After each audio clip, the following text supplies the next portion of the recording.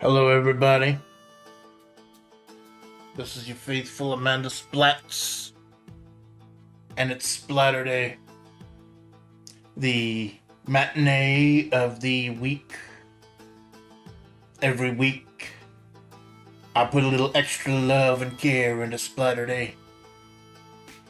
I did not know there would be so much overlap this Splatterday when I planned this a week ago. But that really goes to show how amazing FlaVR is, how amazing position they're in right now. So many great talents that you can't help but overlap.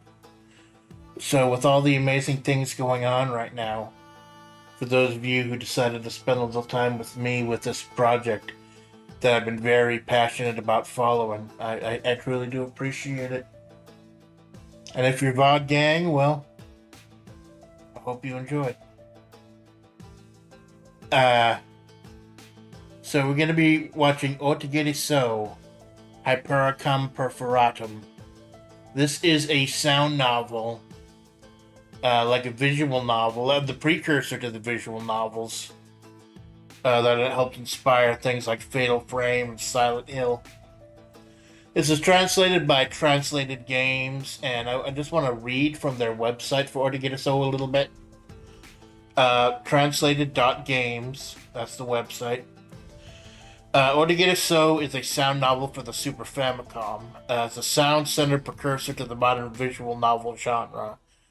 Particular games released on March 7th, 92, the very first title released under the Chunsoft brand. It's an interactive horror story in which the players advance by simply reading the text and influencing the story, or proceed choosing a list of options that are presented at key points. It's like a choose-your-own adventure novel. When the player finishes the story, more options are gradually unlocked, leading to more endings as well. So I will tell you right now, I don't know if I'm going to 100% this game. I'm probably not going to, because of what Bristol told me that he'd spoken to one of the a guy who made a flowchart for this, and they're like, you have to play through like 20 times to get the best ending, or all the endings. So I don't know if I'm going to do that. At least I'm not going to do that on stream. I might do that off stream in my own personal time. But I definitely want to experience at least maybe 2-3 runs with y'all. I want to do possibly a chat picks the run, where chat makes all the decisions. I possibly want to do one where I just use a deck of cards or a pair of dice and just randomly choose ports. Because every time you beat the game, every time you go through a different ending, more options open up. So this first run is actually going to be pretty narrow. So here we go. This is going to be Otogirisou. Let me know if the audio is too loud.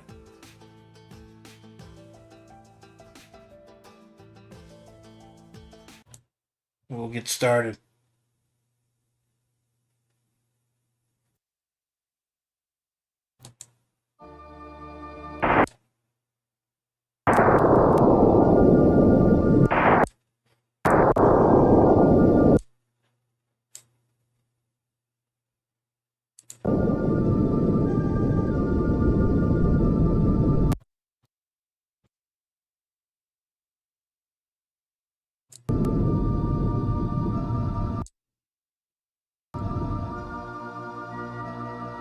This is a game I've been looking forward to for a very long time.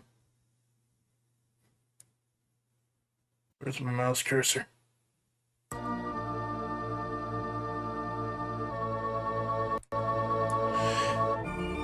Hey, Zet. Thank you for stopping by. Am I? Am I muted? No, I don't think I'm muted. I think the game is just a little loud. I'm trying to balance out the levels. Although I can understand the way OBS is laid out, why people would think they're muted, because you can't see all the bars at once. So thank you for stopping by, Zet.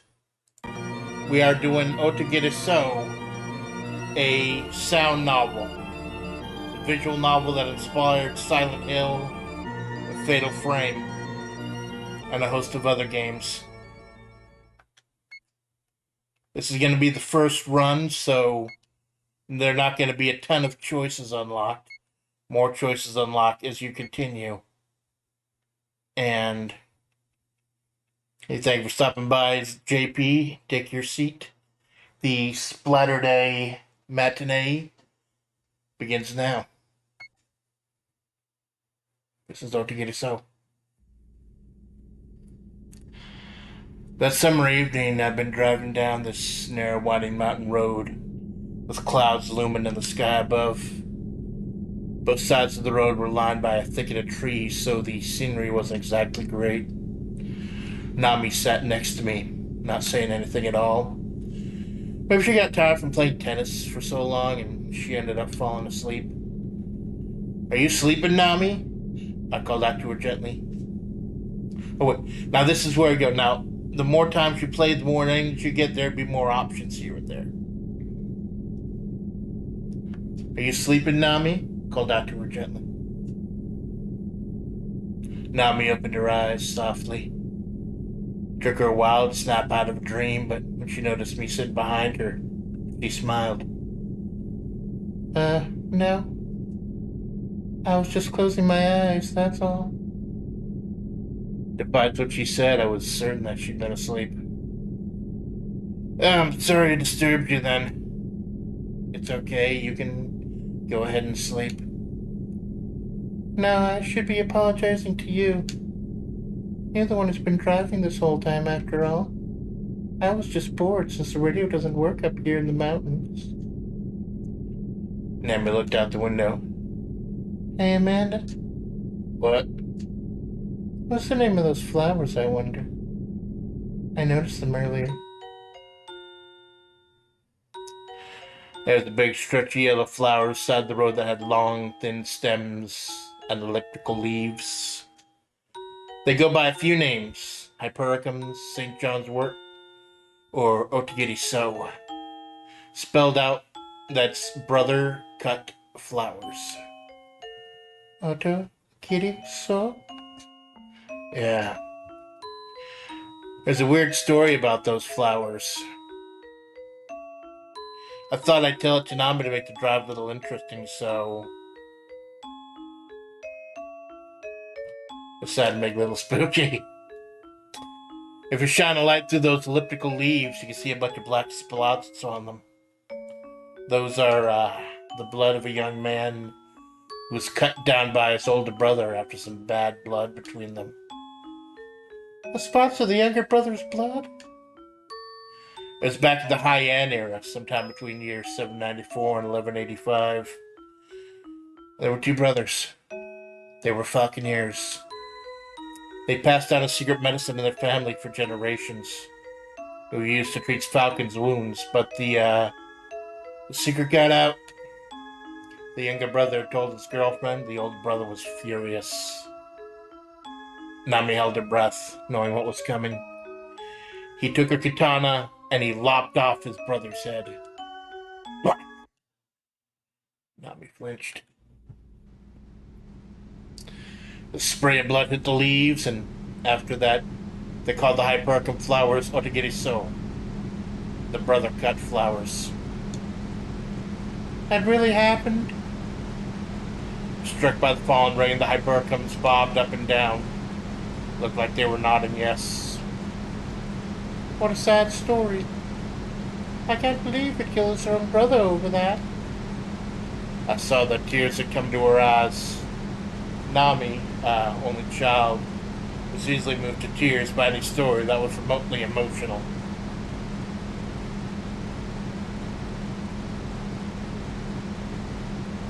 Began to wonder if I'd taken it a little too far. Suddenly, Nami started looking around. Hey, Amanda, are we lost? Now that she mentioned it, I did feel like something wasn't right. Started to feel uneasy.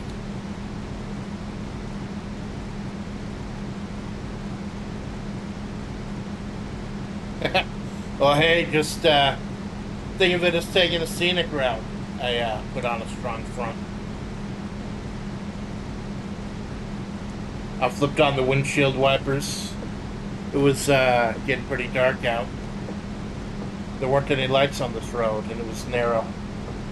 Wasn't easy to see which way the road would turn. When I turned on the headlights, I could tell there was a sign up ahead, but I couldn't see well enough to read it. I sped up a little, got closer to the sign. Curve ahead. Slow down. That's what was written on the sign. Looking ahead, there was a downward slope that curved to the right. I lightly stepped on the brake, but my foot felt no resistance against the brake pedal. I ended up pushing it all the way down to the floor of the car. Huh? I stepped on the brake 2 or 3 times, so the pedal just tapped the floor. There was no response, so the car kept gradually picking up speed on the downward slope. The brakes aren't working. Rain was striking the car's windshield furiously. I could see the sign zip right past the side of the car window at high speed and vanish from sight. Look, just ahead. Just ahead. Nami thrust her finger forward and raised her voice. The curve was now right in front of us. I hurried to cut the clutch and drop into a low gear. My body pitched forward and the seatbelt dug into me. When I looked up, I could see the mountain slope coming closer and closer. I took my left hand out the lever, turned the steering wheel sharply to the right. Nami's scream was piercing. I managed to avoid crashing the car. At the next corner, there was another car driving towards us. No! We're gonna crash!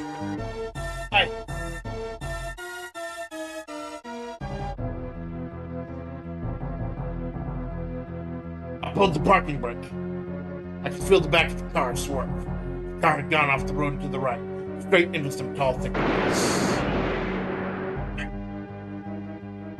Other than one coming our way, it veered left and honked as it zoomed along.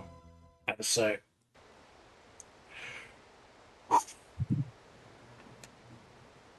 The tension left my body and I slumped back against the seat. My whole body was covered in sweat.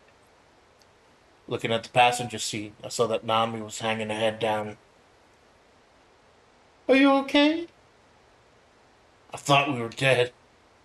Same here. I could see beads of sweat on Nami's forehead, too.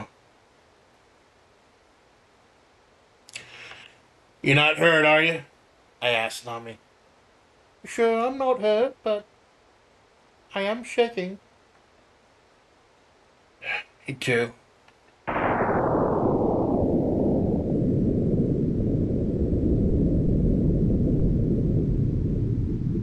A bolt of lightning fell on the tree right before our eyes. It split the tree in two and set it on fire. It's coming down! We flew out of the car. Oh, Amanda, your car! The tree had fallen directly onto the car, smashing. The top of the car caved in and the front of the windshield was busted.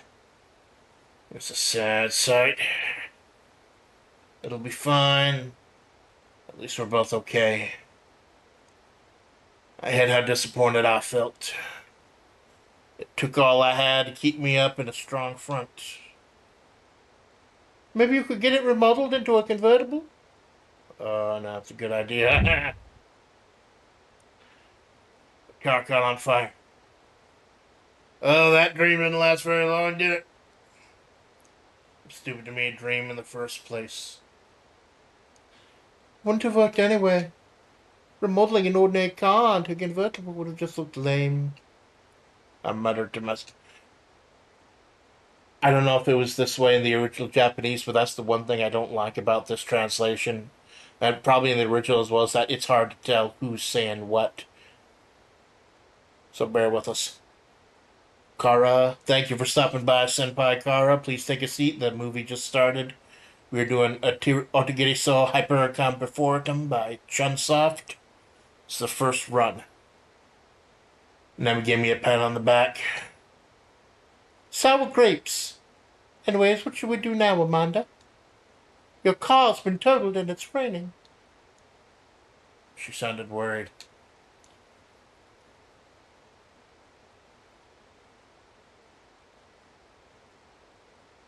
I pointed to a light in the distance. I could see a light just beyond the tall, thick grass. Let's look for some shelter in the rain over that way, Nami. Pulled out a flashlight in the bag with some clothes to change what remained from the car. It started to rain even harder. Nami came over and clung to me. The rain's getting worse. Let's pick up the pace. Oh. Nami and I both said the same thing at the same time. It was lying in nothing but hypericums. Hypericums. Yeah. It looked almost like a path that was leading us towards that light. That's when I said,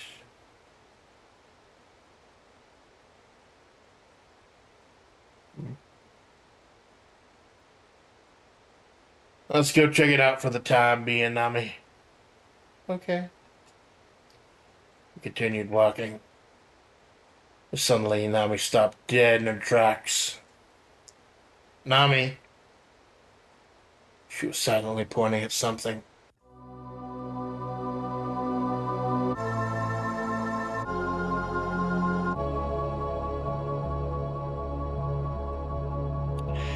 It was an old mansion. Not only were the lights on in one of the windows, but the whole building seemed to glow with the blue of the worldly light. That building. Nami held her breath. It almost looks like it's glowing. It does, doesn't it?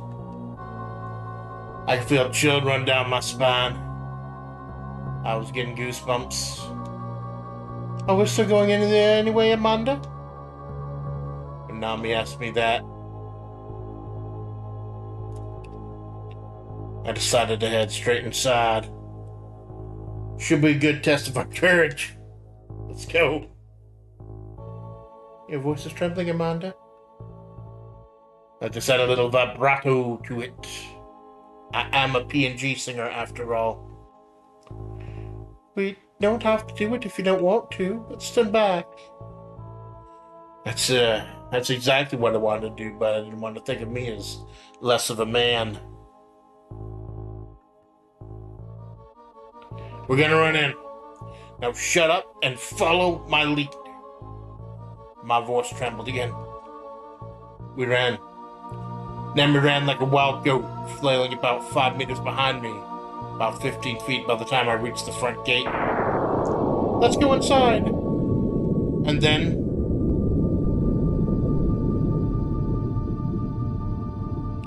I thought it in without any hesitation, so Nami wouldn't be scared. I usually pushed open the heavy-looking doors of the gate, which gleamed black, wet from the rain. They put up no resistance. Excuse us, we're coming inside. We politely bowed before taking the first step beyond the gates. The whole garden was filled with hypericums in bloom. All they're growing are hypericums. At that moment, something raced by. Oh! It's a cat. Oh, a cat. Man, it scared me. It's a black cat. The black cat turned back to face us. The spider began to swell with light and it turned green. Oh, a green cat! The green cat quickly left, heading through the many hypericums on the field. Amanda! Without delay, I said, it must be a trick of the light. The wind grew strong, sent a wave through the countless yellow flowers. Oh my god, the sound and the graphics, it is just so beautiful, man. Just immerse me so much. This is so amazing, man. The wave moved from the gate to the mansion. I could almost feel the mansion shake from the impact of the wave, and then it stopped. I stood in the rain, struck by the thought I just witnessed something sinister and dark. Hey! Nami put a hand up to her ear. Do you hear that? Something's rustling. Huh? You mean the wind blowing through the leaves? Not that. Something else.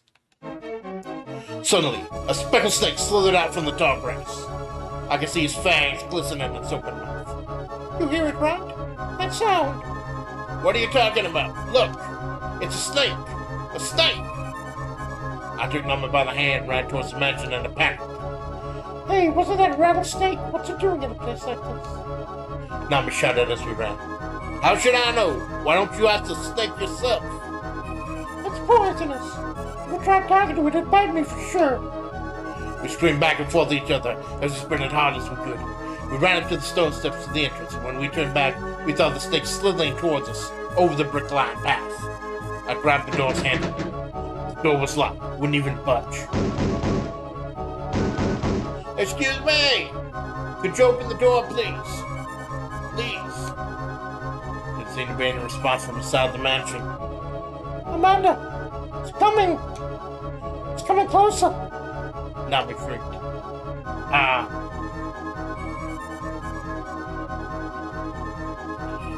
I decided to break the window on the right side of the entrance.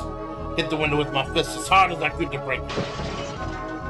You're coming too, Nami. I pushed my way through the broken window and pulled Nami inside. Oh god, this game is just so good. We're safe for now, huh? I don't know why she's British. Oh, you're bleeding. Nami grabbed my hand. My left hand had been scratched and now it was bleeding. Oh, it'll be fine. It's just a scratch. I sucked at the wound. Don't do that. You need to get it properly treated. Nami got out. I took a handkerchief out from her pocket and wrapped it around my hand. It smelled faintly of roses. This is all I can do for you now, but I'll tend to it later. Well, thanks. Felt a bit bashful. But anyway, the lock's useless now, huh? Whoever owns this place will probably give us an earful once they find out. We'll have to apologize to them ahead of time, then. I stood up and looked around. It was a spacious entrance. There was a hall with stairs leading up to the second floor, and a large chandelier hung from the ceiling. On the left side, there's a large brick fireplace with a cloth-covered sofa at the front of it. Is anybody home? Is anybody home? I raised my voice and walked further inside. We've just let ourselves in. We just let ourselves in. Nami also shouted out, but nobody replied. That's the only annoying thing, that you can't tell who's saying what. That's the only thing I dislike. Maybe nobody's home? Yeah, well, whatever. Let's sit down for a while. I'm exhausted. Walked over to the sofa, so there was a suit of Western-style armor that had been placed by the fireplace. I had seen suits of armor on TV and in photographs, but it's the first time I'd ever seen one in person. People fighting in the Middle Ages actually wore those things. It occurred to me how heavy it must have been for those people to wear them. Hey, what's up with that? Nami tapped my shoulder. What's up with what? That there. Nami pointed over the right side of the entrance hall. A huge aquarium had been placed up against the wall. There wasn't anything particular unique about the shape of it. It was just an ordinary-looking glass aquarium you'd find anywhere, set in a silver-colored frame. Problem was the size. It was abnormally large. You think there's something inside, yeah? I went over to the aquarium. The inside of the glass was covered with mildew and the water was really dirty. Even if something was in there, I wouldn't be able to see what it was.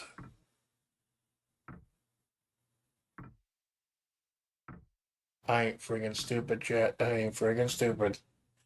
I thought about taking a peek from above. Thinking I could take a peek from above, I moved over to a small sofa that was in front of the fireplace. Standing on the sofa looking down, I could see a black mass within the dark water. Couldn't tell if it was a creature or some kind of boulder. Maybe algae? I didn't have any idea. Well, do you see anything in there? Nothing. At that moment, the black clump moved a little. Something looked like a ping pong ball floated up to the top. Yeah. I looked away. Smelled like rotten fish, and the stench made me nauseous. I held my breath and looked down once more, but I couldn't see that anything had changed. What could that have been? And then it came from the second floor. Someone's got to be here then. Let's go see. We walked up the stairs at the entrance. Hey. Even though we came so far as to walk up the staircase, Nami was whispering to me. What should we say if we meet whoever lives here? Oh, we'll be honest with them. Tell them we had an accident on the road. What else are we supposed to say? What's the matter? Wasn't there a suit of armor over there? I pointed to the side of the fireplace. Yeah. Oh? Suit of armor. It vanished. Well, whatever. Let's go and check out that sound anyway. Top of the stairs, the corridor went to the left and to the right. I think the sound came from this way. We walked down the hallway to the right. Which room could it be? Shh. I can hear it again. This is it. There's no reply. Are they not here? I opened the door without hesitation. It was dark inside. Didn't seem like anyone was there. There's a wooden table in the corner to the left with an electric light stand on it, which glowed with a red light. Saw another table, a smaller one right beside it. Had a checkered cloth on top of it and a single book. Stepped inside the room. Whoa! Door suddenly slammed shut behind me.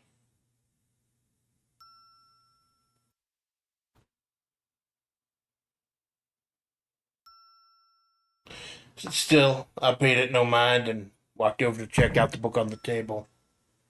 Oh! My foot got snagged in the cord and the stand crashed to the floor.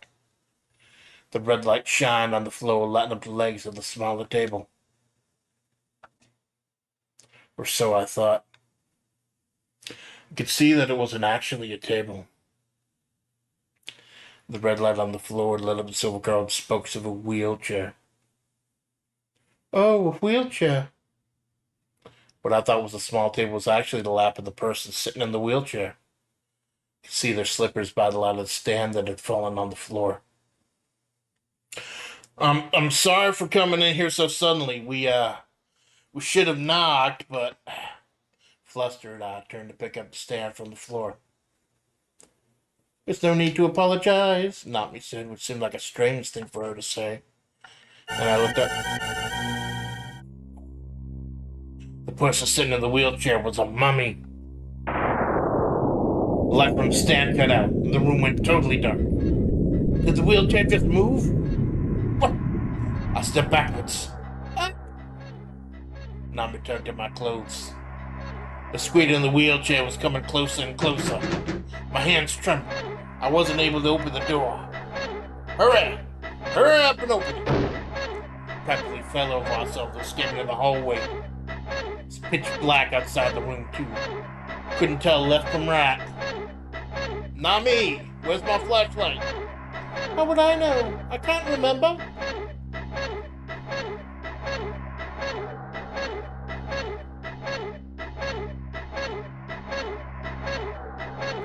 Maybe I could use the ladder in my pocket. Got a glimpse of the staircase just a short distance away. There! We headed downstairs in a panic. Flash had been dropped right in front of the aquarium. Oh, it's hot! Couldn't hold on to the ladder anymore. I let go of it completely, fumbled around with my hands until I picked up the flashlight. Turned it on and pointed it at the second floor.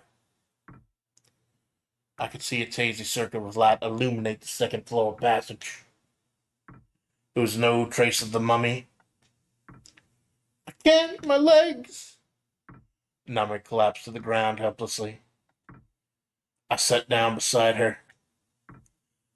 Couldn't believe it, though. A mummy? here in modern day Japan? Were we just seeing things?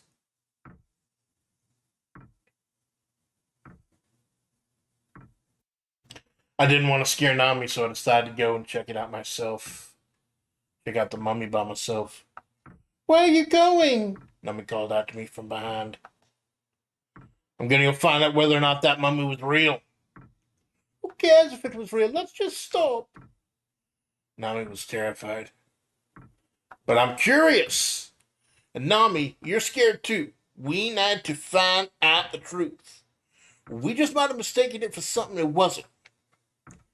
That's true, but still. I'll be right back. I walked over to the staircase. Hey, don't leave me alone here. I'll go too. We returned to the door of the room we'd entered before. The door had been left open. I timidly took a peek inside, but I only saw the electric stand on the ground. There was no trace of the mummy. How strange. Oh, it's on. The light was back on. The small stand was lit again, as well as the chandelier in the hallway. Oh, a cat. A black cat had come out from under the table. Here, kitty, kitty. Never crouched down and picked it up. How strange. I looked around the room. Were we just seeing things? You saw it too, not me, right? She didn't reply. She was entirely focused on the cat. I picked up the book, which had fallen on the floor. I opened it up. It was a diary. The entry I saw was dated 6 years ago. Pardon me, cat.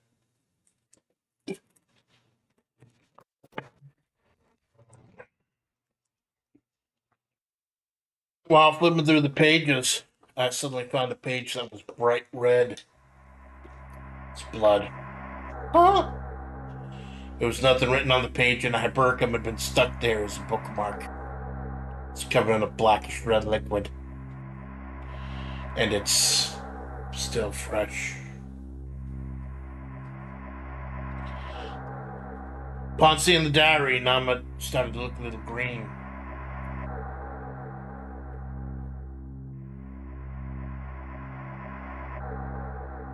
I muttered to myself, could this be the mummy's blood? Hey, what's that sound? Someone was approaching the hallway. Could it be that suit of armor that vanished earlier? That's ridiculous. The sound stopped right in front of the door. Oh, the cat! Kitty jumped through the gap in the doorway and into the hallway. We held our breath as we looked at the door, but we didn't get the sense that anything was about to happen. Took a look through the gap, but we didn't see anybody there. It's strange, isn't it? Hey, this is creeping me out. Let's leave this mansion already. Nami sounded afraid when she said it. I replied,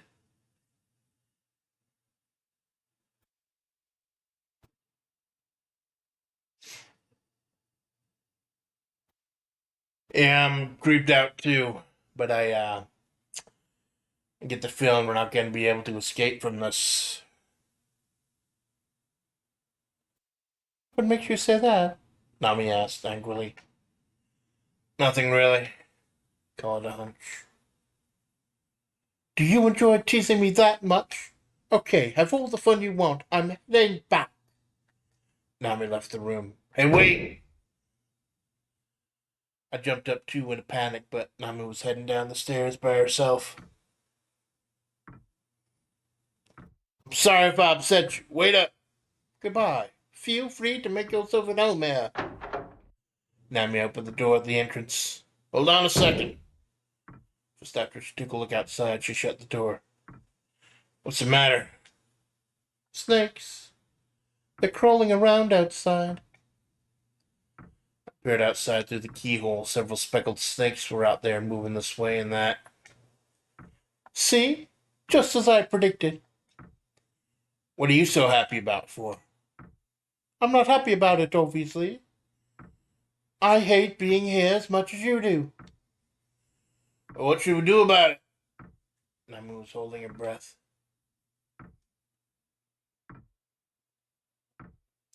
There's got to be somebody here. Let's go find out where they are. No, I'm scared. There'll certainly be a lot to be creeped out by. We haven't been directly harmed by any of it. And we're the ones who broke into this place, so we need to explain ourselves to whoever's here. You're right, but okay. Nami agreed with me reluctantly. I headed to the back of the entrance hall. The hallway stretched to the left and to the right. Which way should we go? I asked.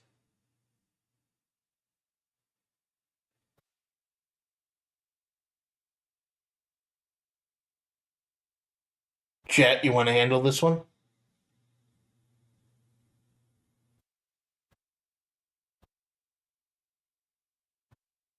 Anyone in chat?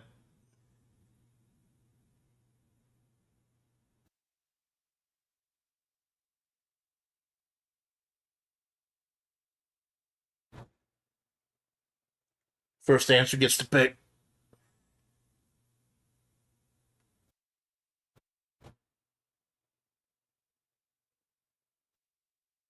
All right.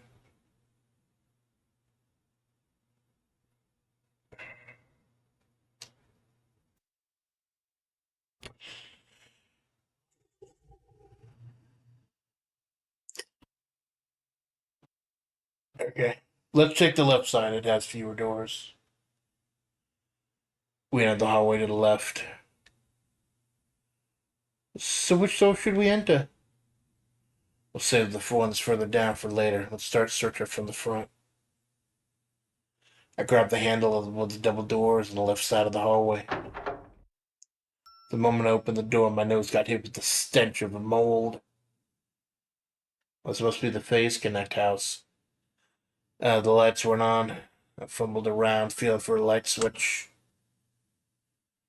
Once the lights came on, my eyes were drawn to the large wooden desk in front of me. The back of the desk faced the window, and aside from that wall with the window, all the walls were being used as bookshelves. Looks like a study. I went over to the window and checked whether or not it could be opened, but just like the shutters, it wouldn't even budge. No such luck, huh? I gave up on that idea and looked around the room. It seemed like they haven't used this room in a long time, does it? It smells so moldy in here. There was a crystal ball on the table, along with tarot cards and a smattering of other tools that a fortune teller might use. Speaking of which, we'll be doing fortune telling stream on Wednesday morning, way too early. This is an amazing coincidence. I did not expect this. Wednesday morning. Last week we did Street Fighter 1. This week we're going to do fortune telling. And as soon as I hear back from a few people who have already promised fortunes too, I will open up the fortune telling requests publicly. I believe we'll get a total of 10 spots. So keep an eye out for that if you're interested in having your fortune told by a cactus. Hey, look at that! Nami pointed at the bookshelf. There's a weather-beaten skull stuck between the books. Doing some post-mortem analysis, maybe? The people who are researchers or something? People who are researchers or something? I try to say the joke, but I end up stuttering over it. I wonder what sort of books they've got here. I tried to hide my embarrassment by reading some of the covers of the books that were lined on the shelves. Black Magic, Basics and Applications. Christ and the Faith, Baphomet, Curses and Rituals of Revenge. Whoever owns this place sure has an odd taste in books, huh? Definitely not someone I'd like as a friend. Wouldn't really make for a good acquaintance either. Oh well. It is what it is. Let's search somewhere else, okay? We left the study. As we walked from the hallway to the entrance hall, Nami spoke up. Hey, is that a phone under the aquarium? It really is. It was a black dial-up phone. Hey, can we call home from here? Nami couldn't hold back a smile. We even get anyone to drive all the way out here? Let's try calling home to find out. Sure. I held the phone up to my ear. All right. Oh! An iron swooped down just in front of my face. When I looked up, I saw the suit of armor I thought had vanished was suddenly standing next to the aquarium. I approached the suit of armor with caution and lifted the helmet. It's totally empty. Of course it's empty. Yeah, of course it is. Nami screamed so loud. What's the matter? It cut the cord. That axe just cut the phone cord. What? I quickly put the phone up to my ear. Couldn't hear the dial tone. I stupidly tried down the number anyway, but the phone was clearly dead. There was no response. It's not gonna work now. There's no point in even trying. I hung up the phone and stood back. Not much we can do about it. We'll have to find another way. Be serious. The sound of ringing echoed through the spacious hall. Why? This doesn't make any sense. Then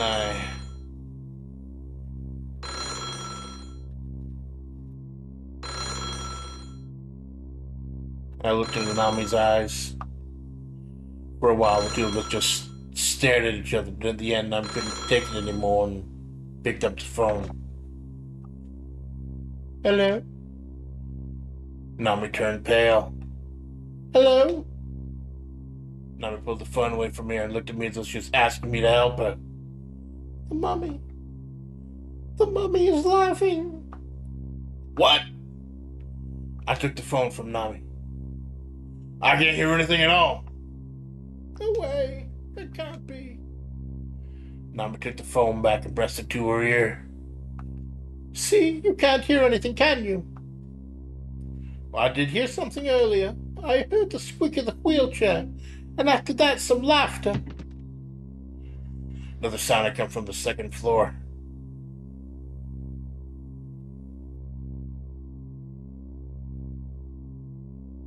Guess I'll stick with you to the end. That's what I said as I stood up. I'll. What's the matter? What are you giving me that weird look for? Why'd you do that? Why'd you put that on? Huh? On your head there. It's so confusing to figure out who's talking, who's saying what. No kind of script about it. What? What's on my head? Oh no. Get it off. You know, I put the hair cum flower that had been stuck in Nami's hair. How long have you had this in your hair? Think it looks stylish or something? Nami shook her head no. I have no idea I would go up there either. Weird. I remember now. What? Remember the meaning of the hypericums. What is it? It's, nothing special, really. Tell me. That's no big deal, seriously. Now you've got me curious. I don't know it'll scare you, though, Nami. No way, I won't be scared. You will. Trust me.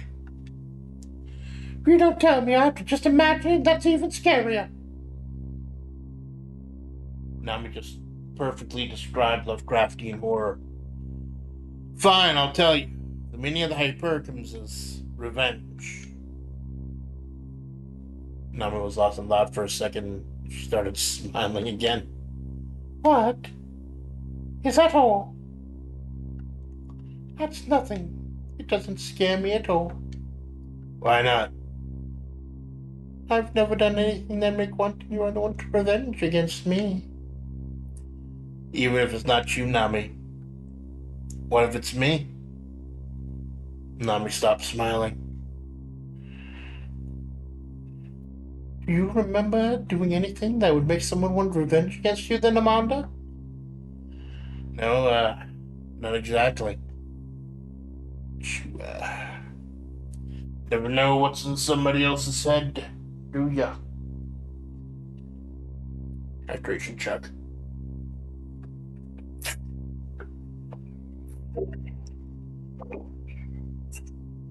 Oh. Filled up the loot jug just for this.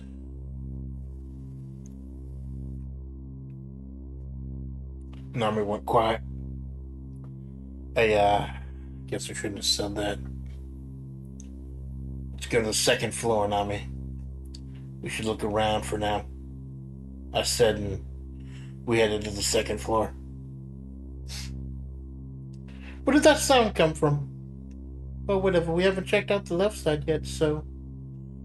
The hallway going to the left on the second floor had doors on the left and right. Nami, you check behind what's on the left. Okay. I opened the door on the right. Sort of room you might find anywhere.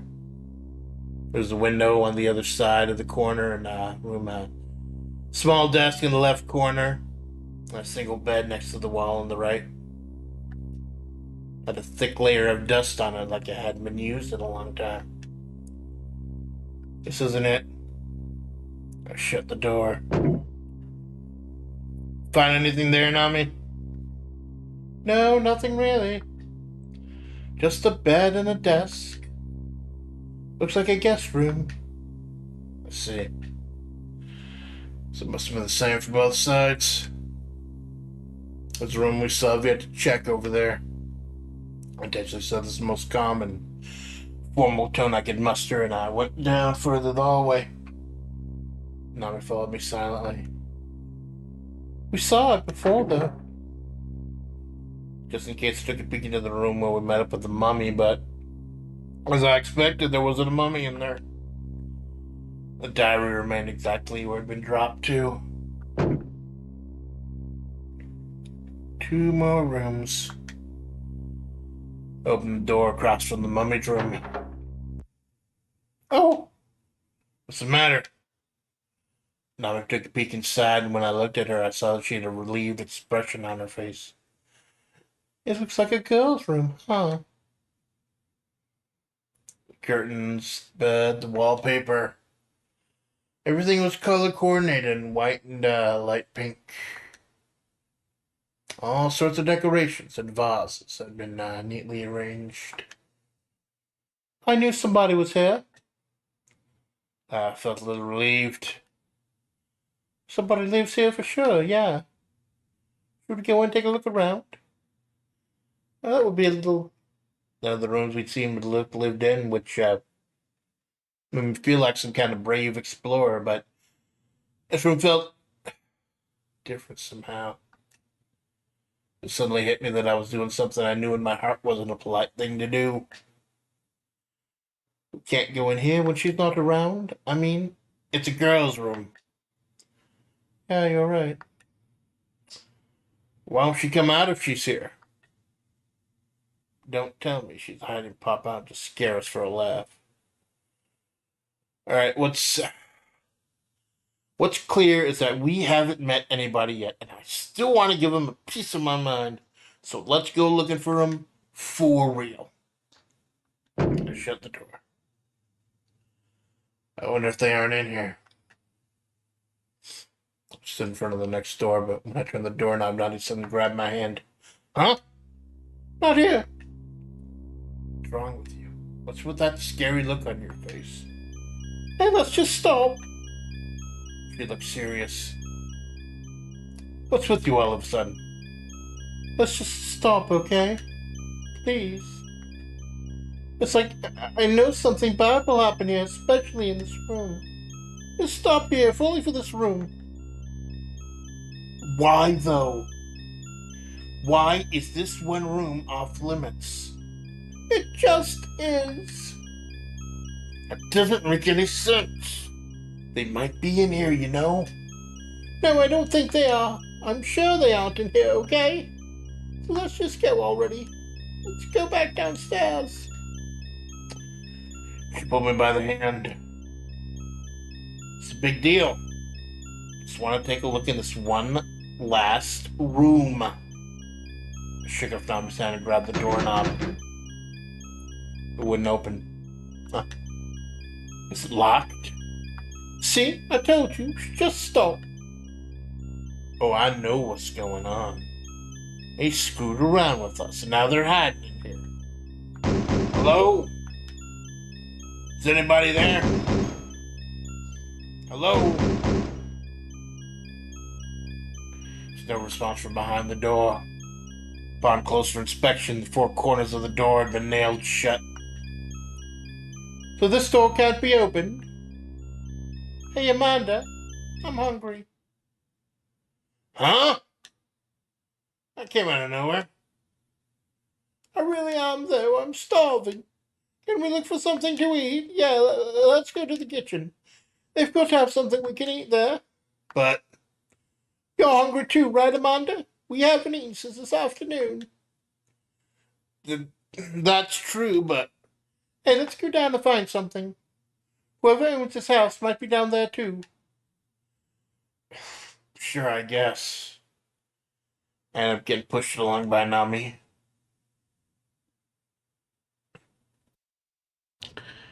After we went down the stairs, she headed forward on her own and walked up to a door and grabbed the knob without any hesitation. Let's hurry in, Amanda. Some didn't seem right to me.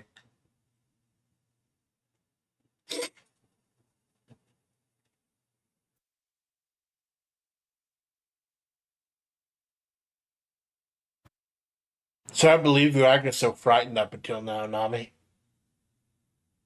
I said with the air of mystery in my voice, and Nami chuckled a little. Oh, maybe it's because you got angry and fired me up and chilled me out. Nami quickly headed into the room. And couldn't dwell on it any longer. Just headed into the room.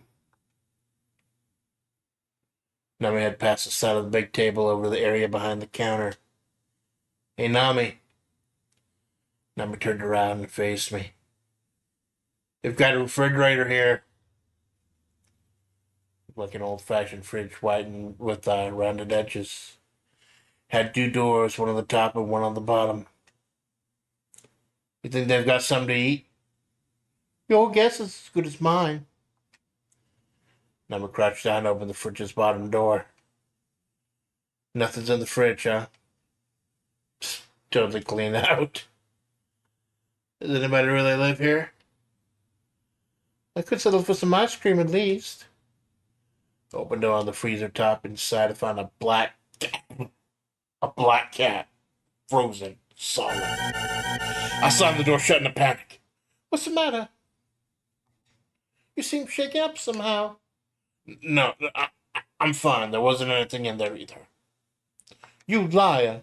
You found something. Don't try to fool me. You're gonna come here later and try to have it all to yourself, aren't you? Nami laughed, and she stood up. Huh. There really wasn't anything in there. I stood in the refrigerator so she couldn't open it. Well, then, let me see. No, because at that moment I could hear a scream from far away. What happened? You seem scared. Did you not hear that? Hear what?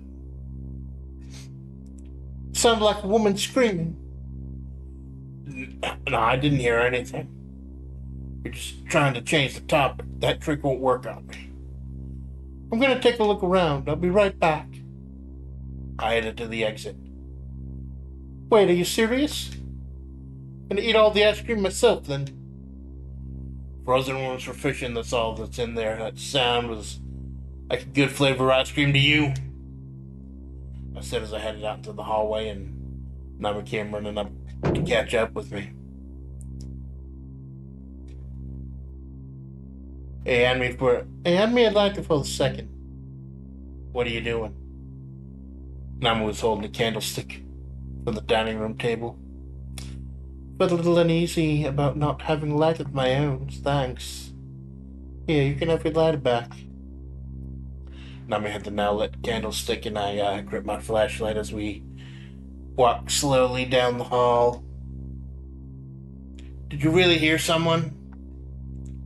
I could see doubt in Nami's eyes as she looked at me. Yeah. It sounded like...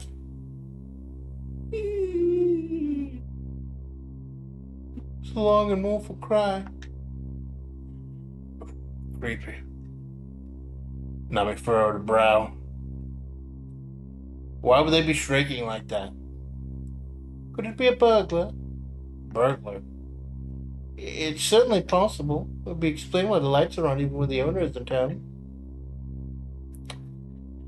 The hallway veered to the left and continued to the back of the mansion, but the hallway there was tight and the ceiling was getting lower too.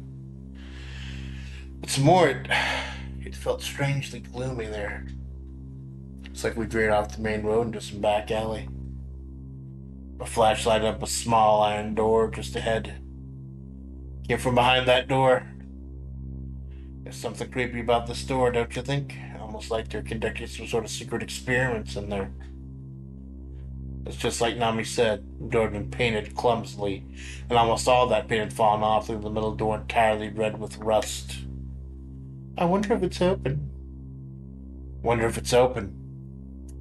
I put my hand on the doorknob. That voice! You heard it this time, didn't you? It's the same voice as before. Nami stared wide-eyed at me and shook her head in denial. We're going in. I hurled the door open. Got struck in the face by a blast of wind and water. It's the back door, huh? I can't see anything out there. I shot my flashlight outside, something to the right reflected the light. It's a greenhouse. Is there shrieking coming from in there? Oh! I could hear Nami shout behind me. What happened? The flame went out. Nami held the candlestick in her hand, looking at me reproachfully. Well, of course it would. We're going out in the rain, so... What should I do with it? Can't use it out there, so let's just leave it here. I set the candlestick at my feet and tugged at Nami's hand. Alright, let's go. Hand in hand, we trudged through the mud. Our clothes, which had just started to dry, were soaking wet almost instantly, and our shoes became heavy from all the mud. You think somebody's in there? You think somebody's in there?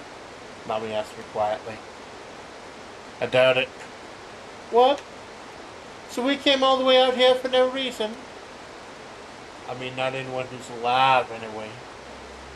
No way. The expression on Nami's face changed instantly.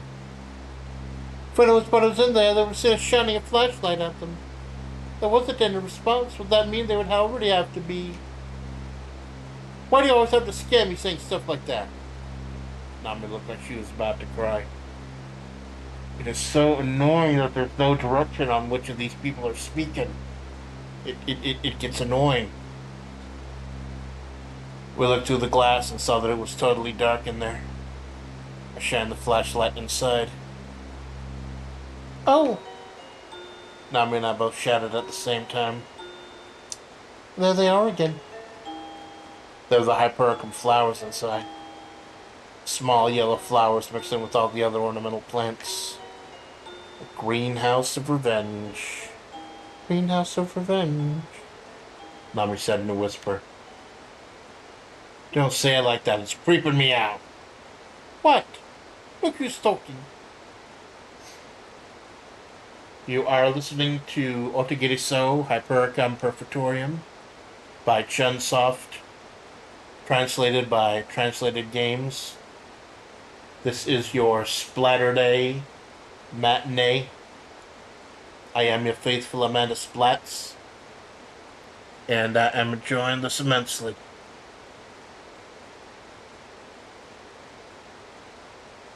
Quite immensely. Hold up.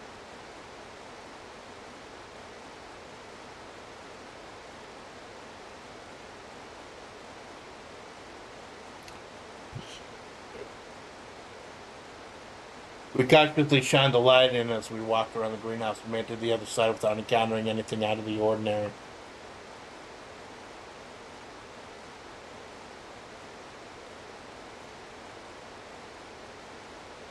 No one was in there after all, were they? I considered going back to the mansion. It's true, yeah. I was pretty anticlimactic. That moment. Huh? What? When I shined the light of the greenhouse door, I saw it swaying in the wind. I looked over at Nami's face. Her mouth was agape, and she looked at me out of the corner of her eyes. Uh-oh. All right. I'll race you to the door, then. I broke into a run. What gives? I shrieked. It was just the sound of this door. That shrieking was the sound of this door. Nami shouted as if to scold me. This is a race, you know. You better get moving. I paid her no mind and kept running. Wait up! When I looked back, I saw she'd fallen right on her butt in the mud. You made me fall, you jerk. I started laughing as I reached the door. Wait, it's too dark. I can't see anything. At the entrance, I turned the light on and shined a light over Tsunami so she could see. The corner of the light hit the door, and the second I saw it, my smile froze up. You made it here first. Nami came over, looked at me, and said, You've got that scary expression on your face again, but you're not fooling me this time.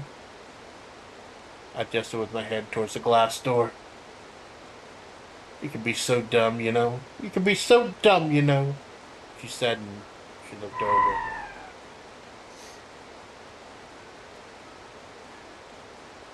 There it was, written on the glass door in big, red letters. Nami. The light that reflected off the glass illuminated us as we stood there looking in the rain. It's got to be a coincidence. It's got to be a coincidence, I said. But I knew deep down that the voice had drawn me here. If it was actually a coincidence, why would her name be written here? Nami looked pale as she stood there in the rain, dumbfounded. She said nothing, her eyes transfixed on the glass as it swayed back and forth. The door creaked again as the wind blew it. Let's go back. Let's go back, I said, making a point to sound cheerful, but Nami didn't respond at all. Let's go! I tugged at Nami's hand from her. She didn't budge. Why? How? You're just overthinking it. Am I? It has to be a coincidence. It has to. This is the first time we've ever been here, for one. So someone who was here had the same name as you. So what? Yeah, sure. It's weird for somebody to write their name in a place like that, but if we ask whoever lives here, they probably have some funny story about it. I'm sure they would. I talked loudly without pausing, trying to shout away the fear that I felt inside. Yeah, Nami said quietly. She nodded. We'll catch a cold if we stay here out in the rain like this. Let's head back. I pulled Nami away as we kept walking.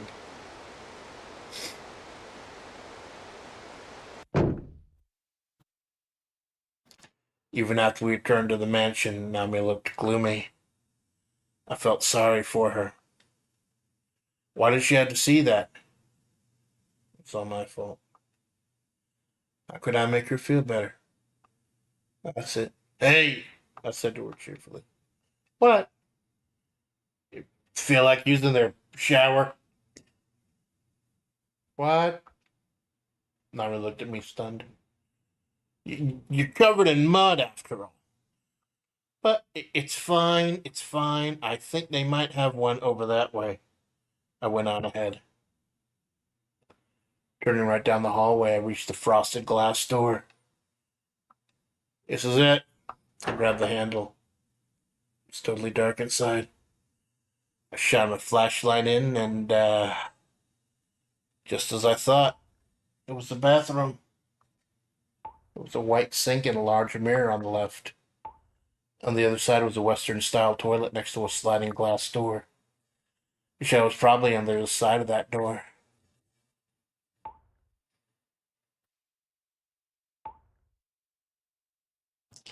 You can wash your hands first, Nami. I'll let Nami go before me. Okay. Let's take a long curved faucet. For some reason, maybe due to the seal on the faucet getting all the water to continue to drip from it constantly. Nami turned the faucet on. The white sink became stained red. It's blood! Nami clung to my shoulder. No, it's not. It's rust. It's just rust. The red water started to clear up.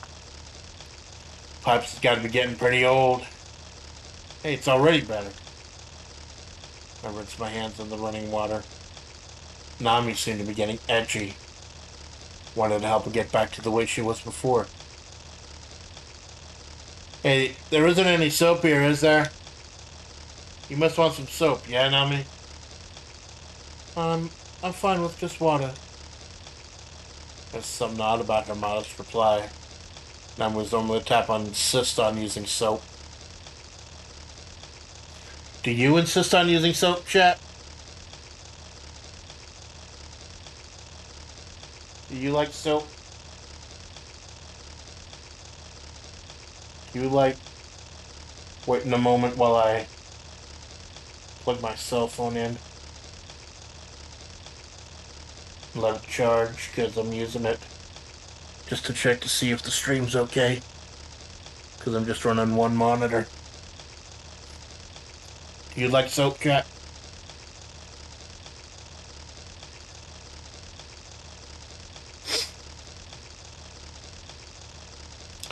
Maybe we should check the bath. I cast my gaze on the sliding glass door there. Oh, I'll go take a look. Not me under the shower room. I'll search over here, okay? I opened the cabinet beside the mirror. It was dusty as though it hadn't been used in a long time. It was a toothbrush with yellow bristles and a tube of toothpaste that was sealed, despite being totally flat and empty. Woman's razor was there too, but it looked like it hadn't been used in a long while. It was rusty and had small bits of hair stuck to it. I was grossed out by it, but I closed the cabinet. I glanced at the mirror, saw Nami's face there. Looked at Nami's face in the mirror as I asked her, "Did you find any soap?" No. Nami's voice echoed from the shower. Oh, huh? I turned around, surprised. What's wrong? What's that weird look for? Nami said she came out of the shower room. Nami, you were in there the whole time, right? Yeah, why? There's no way I could have seen her reflection in the mirror while she was in the shower. Did something happen? Nami's expression darkened. I, I wouldn't say that exactly. My answer was intentionally vague. Didn't want to scare her any more than she already was. Plus, it's possible that I might have just been seeing things. So, yeah, how about that soap? I smiled and returned to the topic at hand. There wasn't any. How about here then? I squatted down and opened the doors under the sink. Ah! Very unpleasant, rotten, and muddy odor drifted out from inside. I held my breath and looked in. An S-shaped pipe ran down the center, and on the right side were cleaning fluids, pesticides, shampoo bottles, and plastic bags strung about like junk. It was as if the water from the old pipe had mixed together with the dust and the chemicals that had spilled out of the fallen bottles. It made me want to throw up. They really keep soap in a place like this? I don't think so. I got a big plastic box that I found on the left side of the pipe. Inside it was a wooden box with a cross on it. Must be a medicine box, yeah? There's something underneath it. Hold the medicine box. Hold the medicine box up, Nami. Nami grabbed the handle of the medicine box and lifted it up. The moment she did, 4 bugs with black, greasy-looking wings crawled out from under the box. Oh, like cockroaches! Nami screamed and hurled the medicine box onto the floor. When the box hit the floor, the lid flew open, scattering some medicine bottles and packets across the floor. Cockroaches vanished into an instant of the corners of the room and under the door. They were gone. The medicine scattered everywhere. I laughed as I rushed to stop the rolling bottles of medicine. I'm sorry. I shouldn't have done that. I- I'll pick it up. Nami knelt down and started putting all the medicine back in its place. There aren't any more of them, are there? The cockroaches, I mean. Well, I don't think there are. Hey, there it is. There's the soap. I stood up and turned on the faucet. Nam was still picking up the medicine that had scattered everywhere. Go ahead and wash your hands first now that we found the soap. Okay. Something like a half-hearted reply. It wouldn't be good to touch medicine with dirty hands anyways, after all. True. Nami stood next to me and started washing her hands. As we washed the mud from our hands and arms, I watched the dirty black water spiraling down and getting swallowed up by the drain. Hey, Amanda. What? Something occurred to me when I was putting the medicine back. There were a lot of unfamiliar types of medicine in there. Unfamiliar? I'd never seen them before.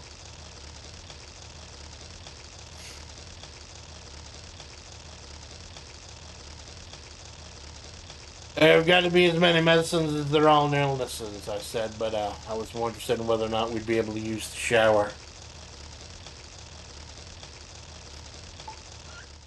I opened up the sliding glass door and checked out the shower room. Wow, spacious. Nami peeked in from behind me. I want to get washed up too. I'm all sticky and it stinks. It's gross. And then I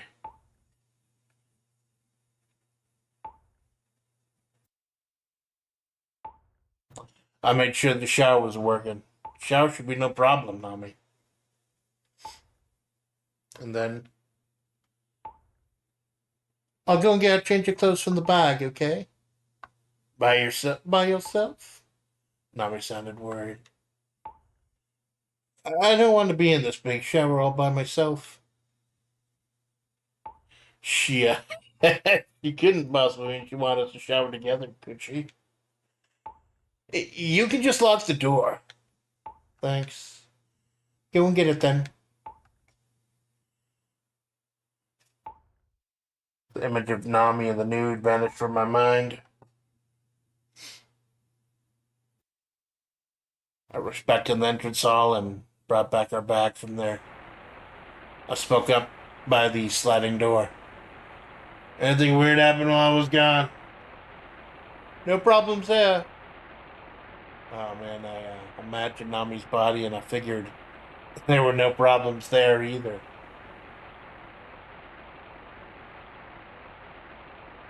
I watched a playthrough of this done by a translator some time ago. I didn't remember their choices being this lewd. Oh, wow. I continue to imagine. Chad, I'm sorry. I did not know this route existed. I continue to imagine what Nami looked like naked. Ah! That startled me. It was the scream of a butt-naked Nami. What's wrong? I was about to jump in there, but Nami jumped out first. It suddenly got so hot. She was totally covered by a bath towel. Seems like the shower wasn't working right.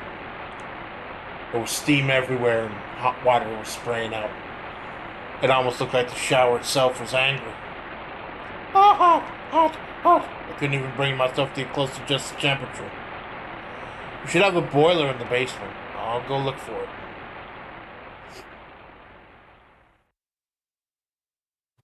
After heading down the stairs, I found the boiler room. There's a round boiler that seemed like it started spitting out fire in a second. I turned the spigot this way and that. It seemed to calm the boiler down. Everything should be fine now. Temperature set to 100 degrees Celsius. That's 212 degrees Fahrenheit. Freedom units. Who could have done this? I suddenly became worried about Nami. Nami, I hope she's okay all by herself. In a panic,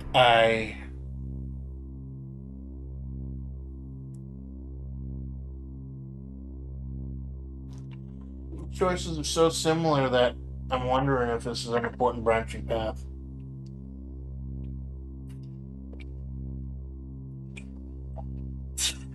Because I know this game has some choices that aren't important.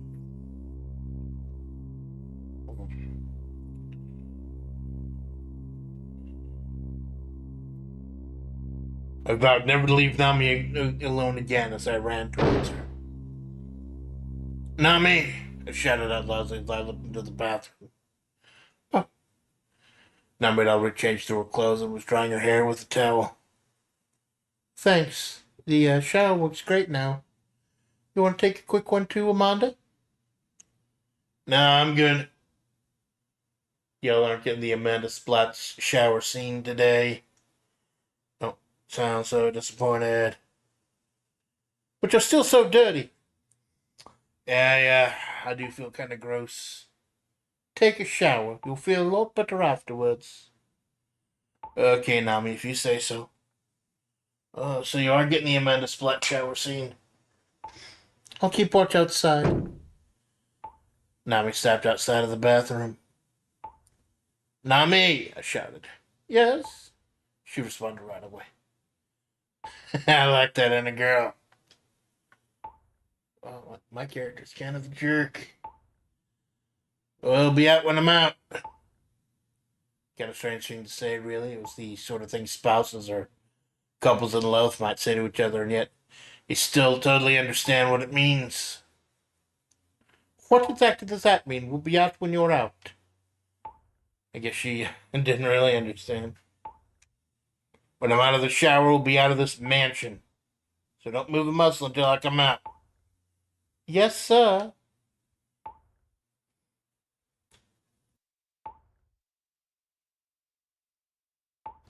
Got naked and hold on.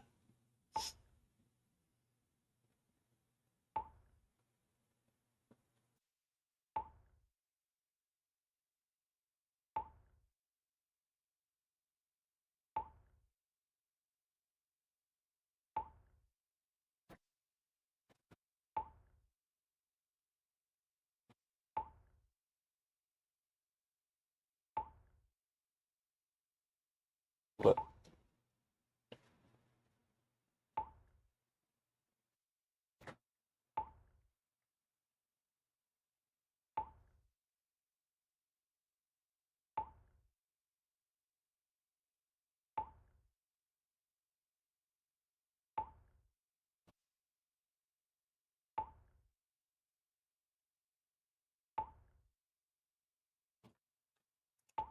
Something for the Mongolians. The bathroom felt nice. Would have felt nice if Nami hadn't been in here with me washing up, getting our bodies all clean. Huh?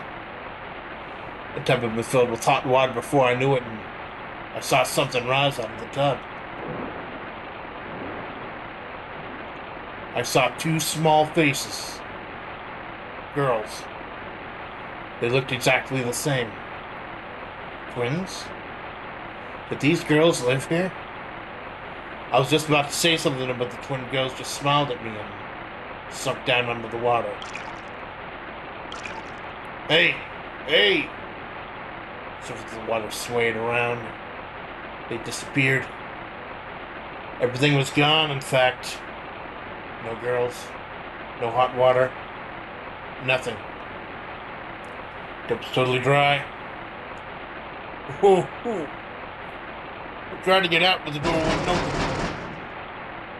Nami! I was trapped in here.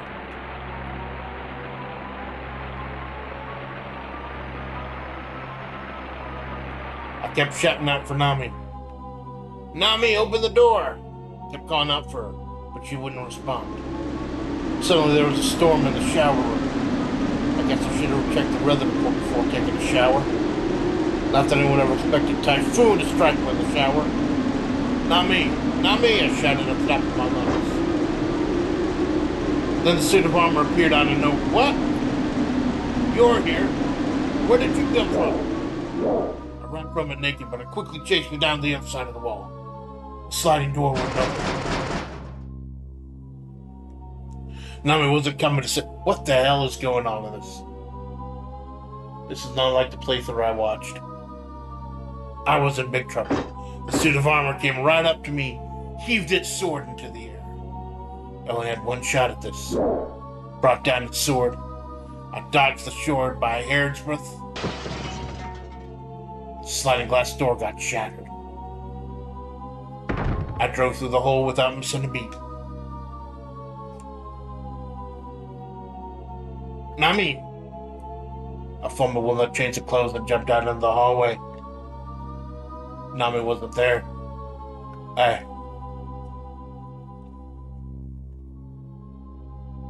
was worried that something might have happened to Nami. Nami! Nami! I tried shouting to her, but she didn't reply. I saw the figure of someone in the hallway. It was a woman. She was wearing a white dress that was fluttering in the wind. It was Nami. When did she put on that dress? Nami! I ran after her, but she then started to float. She didn't stare straight at me as she floated up till she seemed to get swallowed by the ceiling and then vanished. I just stood there in a daze. Was I imagining that? Or was it a ghost that happened to look exactly like Nami?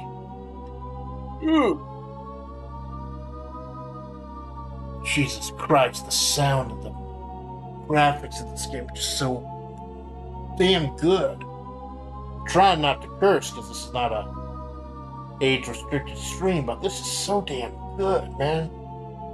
I'm so happy this finally got translated.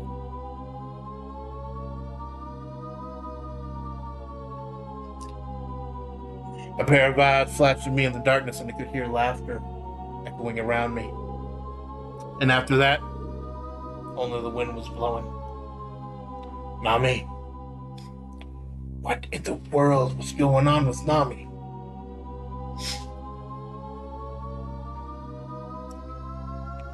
I have to find her no matter what, I thought to myself. I relied on my intuition. Where was Nami? This was the room. I was sure of it. Nami was sitting in the corner of the room, holding her knees. Nami! Amanda! Nami was crying. What happened, Nami? I told you not to go anywhere. Don't run off like that. Amanda? How did I get here? Why are you asking me? You don't know? Nami gulps like a child. I was drying my hair when suddenly I felt a man's arms around me. I don't know what happened after that. Nami looked cold. She was shivering.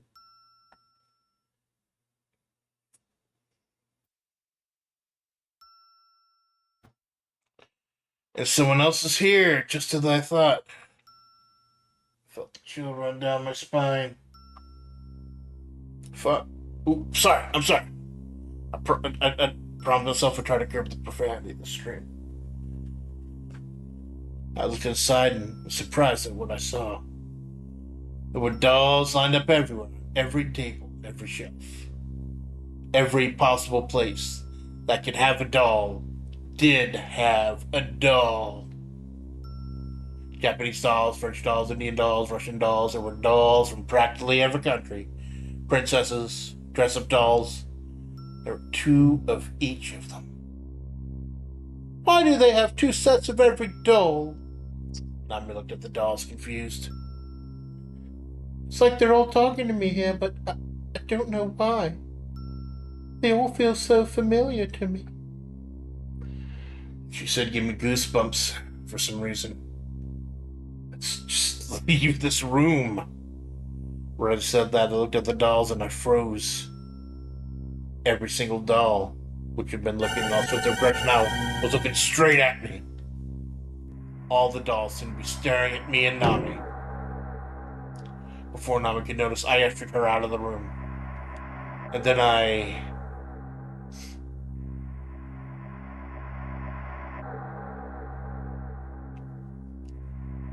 ain't afraid of no damn dolls, chat. There's no I ain't afraid of no damn dolls option. How many places do I have to get like to not scared of a damn doll option? I guess choice A would be less scared. I was scared that the dolls would start walking around. We went back to the entrance hall. We can't stay here any longer. Yeah, I agree. I mean, I got the bag and got ready to leave. It scared me. Wow, this is nothing like the playthrough I watched a long time ago. What's with this clock? It's not 3 o'clock, but the clock struck 3 times. I guess it's broken. Nami looked at some scratches on the side of the clock. Hey, look. They were comparing heights using the scratches here. There are old scratches there and names. Nami and Naomi. Why is my name in a place like this? It's just a coincidence. There must have been some kids named Nami and Naomi who lived here. That's all it means. No, I feel like I used to live here a long time ago. What Nami just said creeped me out. Nami, we need to leave here and quickly. Something strange is going on here in this mansion. Remember, comparing my height here. I said,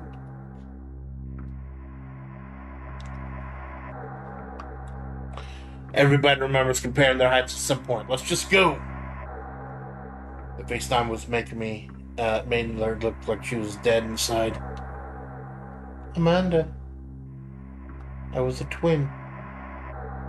Huh? It's true. I was a twin. I had a sister named Naomi. Stop it, Nami. Quit fooling yourself. We lived here with Mom. I yelled at Nami to snap her out of her confusion. Hey, listen to me. Suddenly I could hear a piano. This is the best sound design I've heard in a Super Nintendo game. Oh my god. Atmosphere, man. I'm feeling it. Oh, I'm feeling it.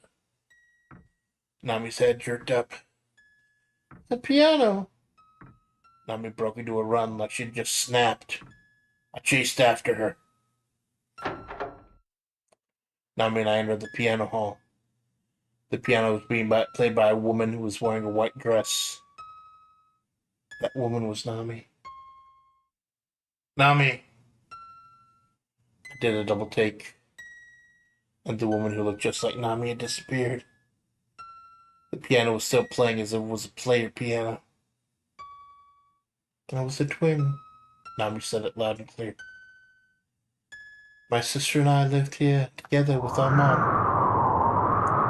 Wind blew through the room. It sounded unreal to me, but Nami didn't react to it at all.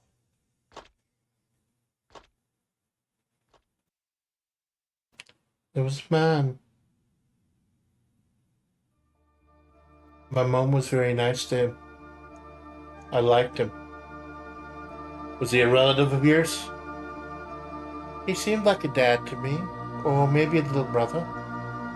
Might have even just been one of my mom's guests. Get it together now. You're an only child. Your house is in Tokyo. You've got 2 amazing parents now, don't you?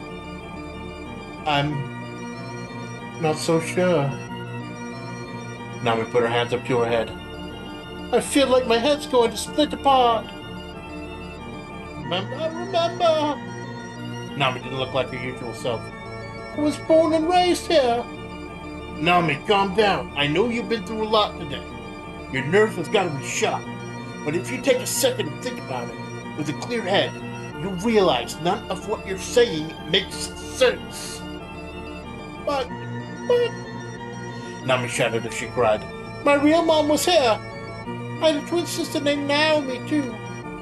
The two of us compared our heights here. I'm remembering.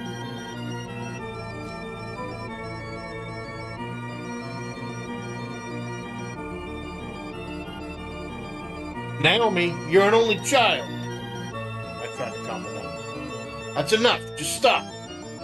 Nami screamed and screamed. I might even kill you because I care about you so much.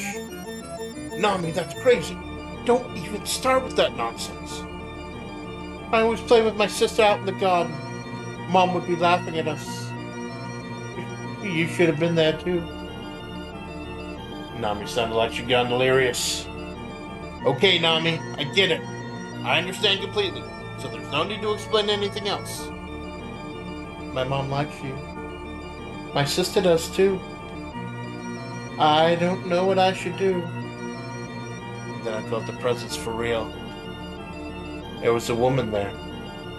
She was looking at Nami with empty eyes. You have to run away from here alone. I can handle this by myself. What do you mean, handle this? I need to have a conversation. With who? With my mom and my sister. I'll stay here. Please don't interfere, Amanda. I'll handle it for you, Nami. It's my family, though. Nami! This mansion is cursed, and I'm a member of the family who lives here. If family tries to do anything to you, it'll be my fault. Tears fell from Nami's eyes. I'm glad you feel the way, Nami, but a man's gotta do what a man's gotta do. You can think of me as your family. Amanda. Nami came forward to hug me. I accepted the hug, naturally. I understand, Nami. I led her over to the window. The breeze here will calm you down. If anything happens, shout out for me. And if anything comes here, get out. What are you going to do, Amanda? I'm going to investigate. We know at the very least there was a mummy in this mansion.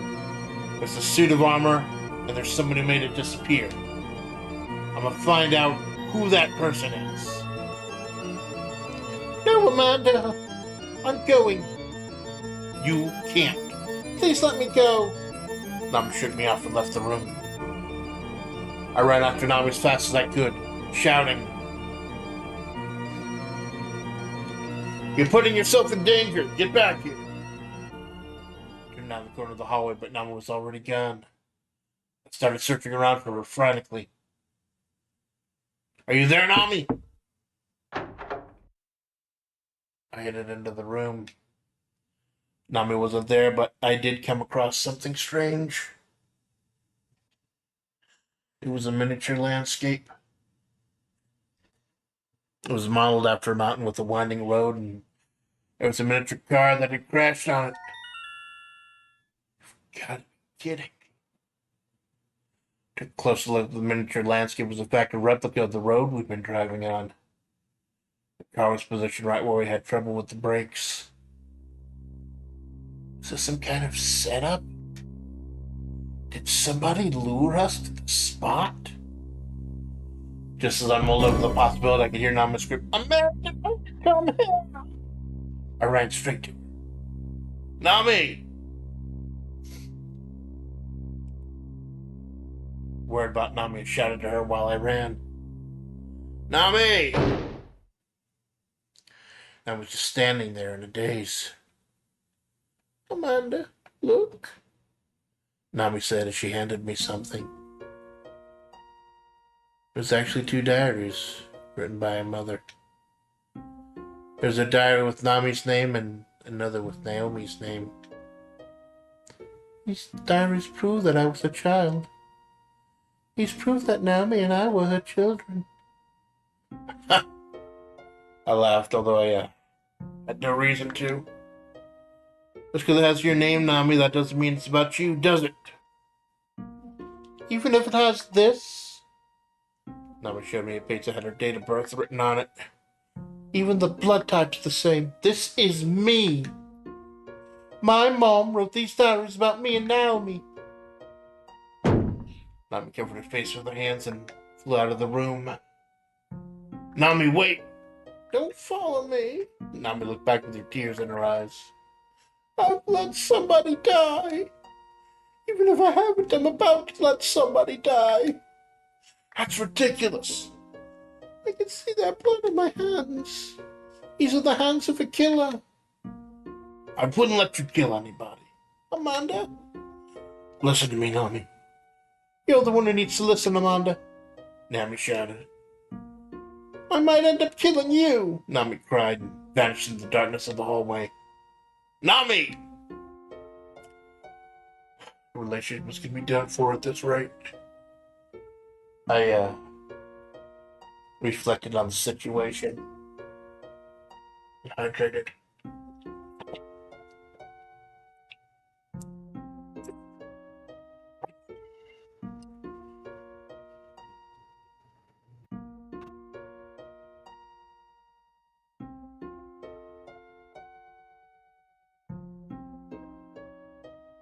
May not be able to change her mind, but I can still help her.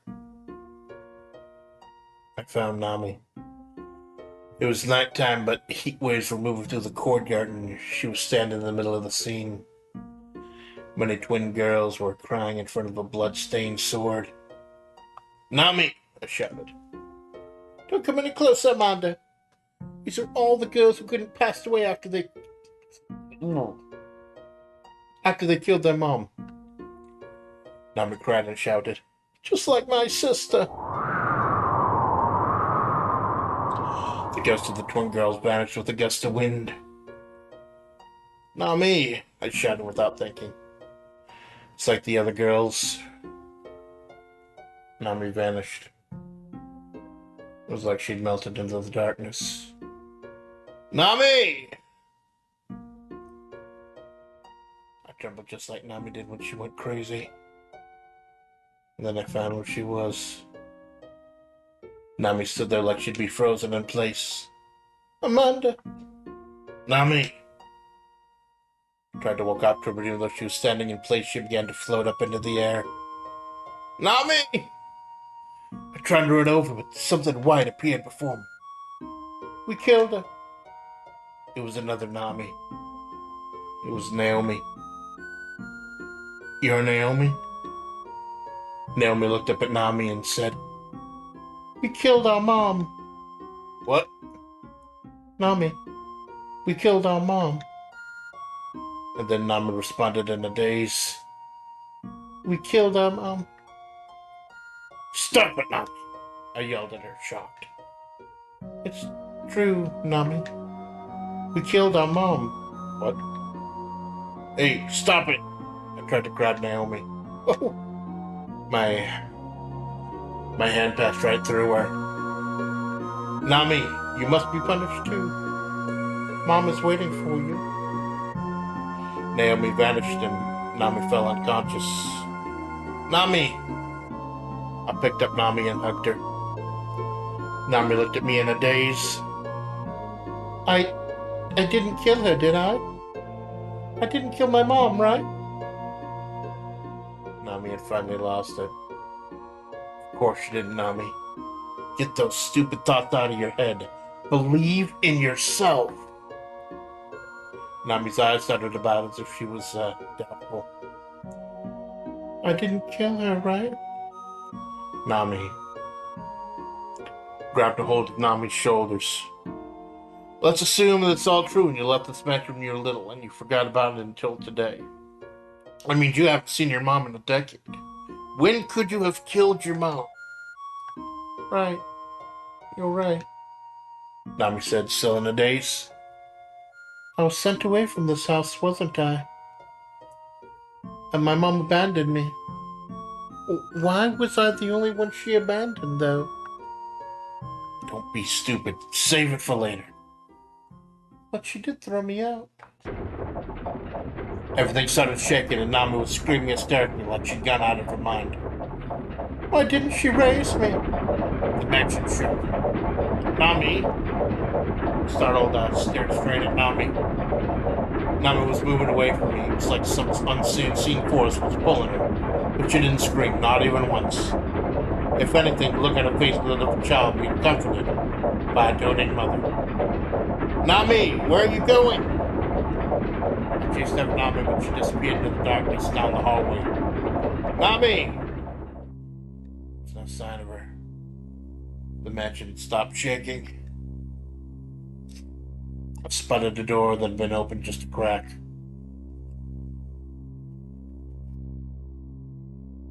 I forced the door open. Nami looked over at me. We killed our mom. She was acting so weird. You're not Nami. You're Naomi. We killed our mom. The expressions on Naomi's face didn't change. She just kept repeating the same thing. Why are you even telling me this bullshit? Okay, that's not me. That's not me cursing. I know I curse a lot. That's in the script. Alright? Not putting a nickel in the swear jar. Alright?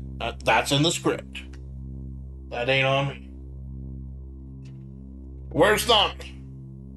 I pressed Naomi to answer me. We killed our mom. Naomi started to cry. As the children, we must be punished and have already received my punishment. You mean you're already dead, huh? The same fate must happen to Nami. Because if it doesn't, Nami will experience the effects of the curse and she will be mummified. Okay, I understand. I thought I got information I could out of here. Why did the two of you kill your mom? Because of the curse. The curse upon this estate. This estate? This mansion's cursed? It was built in medieval Europe, and the curse has existed since those days. Naomi spoke in a lifeless voice. At the beginning of the Meiji period in 1868, the estate was sold to a Japanese man. It was taken apart piece by piece, shipped to Japan, and rebuilt here. But the curse came with it, for the curse is eternal. And the curse makes children kill their parents. Naomi disappeared. Wait, Naomi! I shouted. Then a door opened as if it had been opened to guide me. Ran into the hallway. The door before me opened up without making a sound. Nami!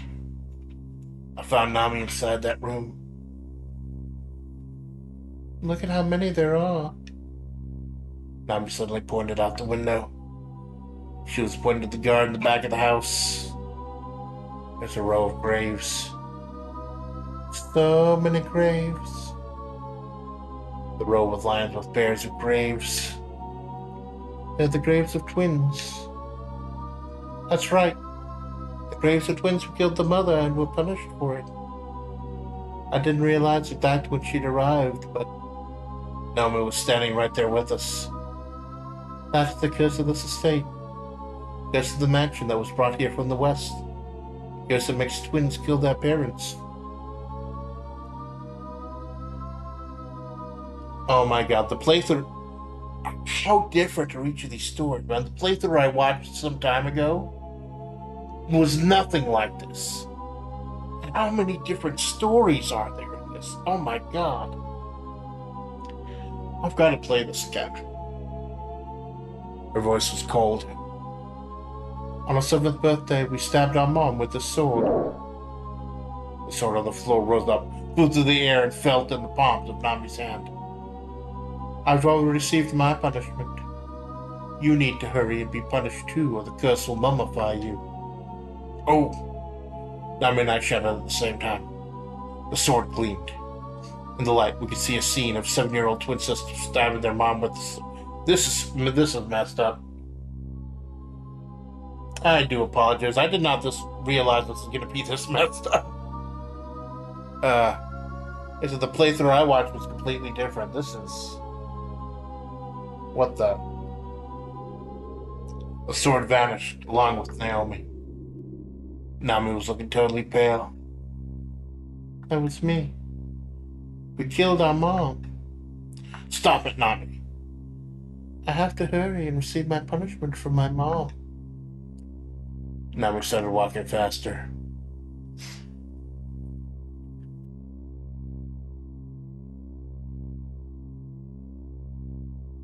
Hmm.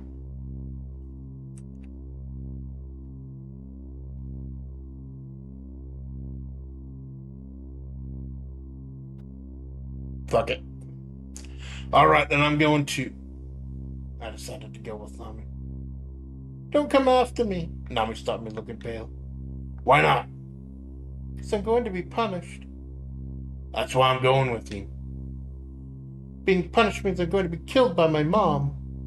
I know that, I said. So I'm going to be punished right along with you. Tears came to Nami's eyes. Amanda, don't hurt me like this. Nami ran into a nearby room.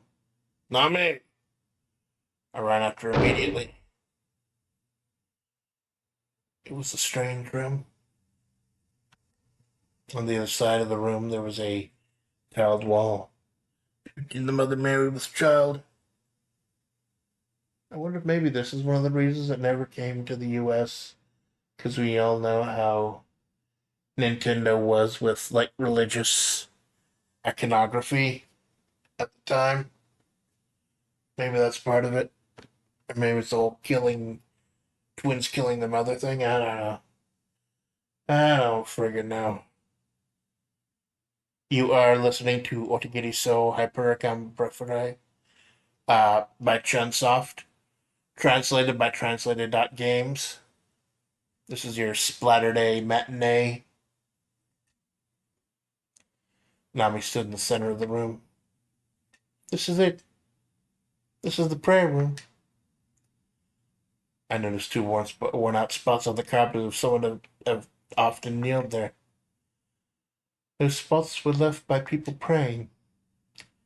Many generations of people have kneeled there in prayer. I'm sure that my mom was one of them. Nami kneeled on that spot and positioned herself to pray. That very instant, the air in the room changed. I could hear children crying. Their voices seemed to come from the wall. Look at this. There's an old newspaper article stuck on the wall with a pin. Clipping was from 1869, right near the start of the Meiji era. Font in the article was unique to that era. Mother's Twin Killings was the title of the article.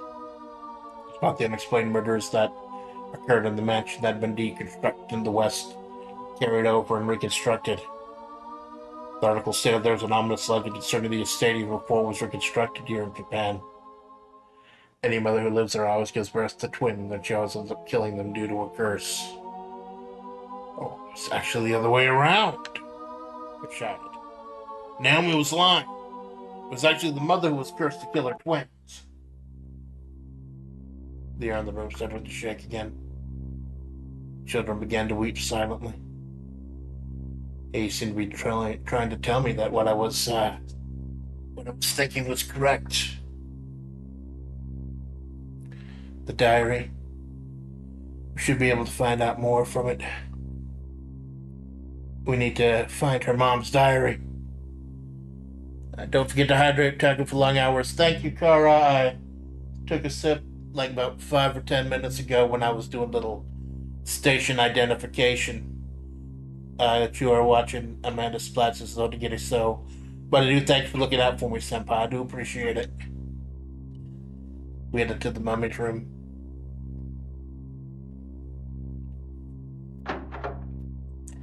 The mummy wasn't there, but the diary had been left on the table. Oh. The pages slipped open as I approached it. July 3rd. Gave birth to twins. That's where the diary started. July 4th. The birth date of your faithful Amanda Splatts. July 4th. My children are so cute. Will the curse start up soon, though? July 5th. My right hand moved to kill my children. I need my husband to tie me down. July 6th. My husband suddenly passed away. Perhaps the curse is to blame for this too. According to the diary, the mother was doing everything in her power to fight back against the curse and raise her daughters alone, despite all the problems she was having. July 3rd is their third birthday. They're going strong, but I'm not sure how long I can hold myself back from succumbing to the curse. July 7th, my hand moved to kill my children. Oh, this is... Jesus. Nami screamed, asking why her mother didn't just leave the mansion. The diary answered her question. Mothers had tried to escape the mansion with their twin children before. Every one of them died a horrible death. July 10th. I tried to kill them again while the two of them were comparing their heights. July 15th. I can't raise them myself any longer. I'll send the two of them to an orphanage while I remain here. This way we can beat this curse. Goodbye, Nami. My mom was trying to save me. Yeah. Parts of me can become blotted. They must have been blotted by her tears. Nami hugged the diary. Still, she had questions. Why did Mom get mummified, though? Guess she defied the curse, I guess. What about my sister? That's right. Why did Naomi die? She should have been sent to an orphanage like Nami was to get around the curse. Suddenly I could hear Naomi's laughter. Naomi! Stop! Don't go to her, Naomi. Let me go. I need to find out for myself. Naomi shook me away and ran out of the room. Naomi! As I tried to move forward, a sword slashed right down before my eyes. I wasn't sure what to do about the sword.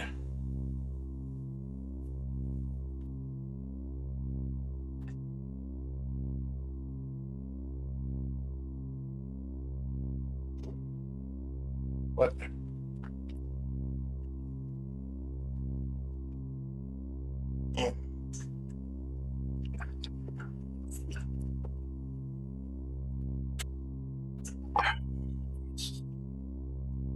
This is nothing like the playthrough I watched. We're coming back to this. I'm saying right now, I've got a couple of weeks worth of streams planned, but we are coming back to this. There must be so many stories in this, man. So many different stories. This blew my mind. I was worried about doing the playthrough when I'd actually watched a translated playthrough months ago, but this is totally different. This game just keeps blowing my mind, man.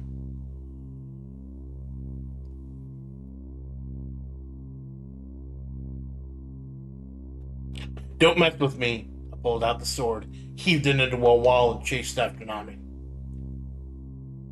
I mean, the sword's obviously cursed, right? Come on. Nami! Felt a threatening presence behind me. It was the sword. The sword was attacked. Whoa! Someone was trying to force something into my hand as I fled. It was the sword that looked exactly the same as the other one.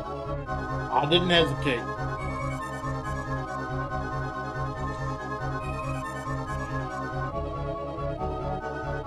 Alright, bring it on. I picked the sword. We sword fighting today, boys. Sword in the game slapped it down.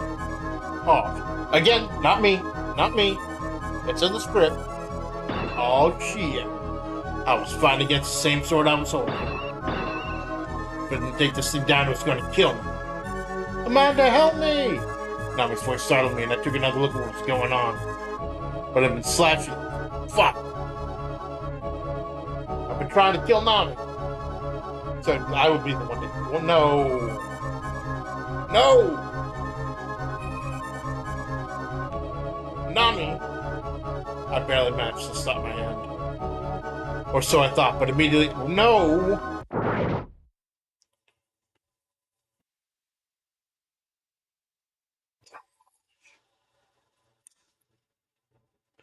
My sword swung down into Nami. My eyes were stained red, and I could hear Nami scream echoing. Nami! I screamed with something sticky and red like blood that flung me into the world of darkness.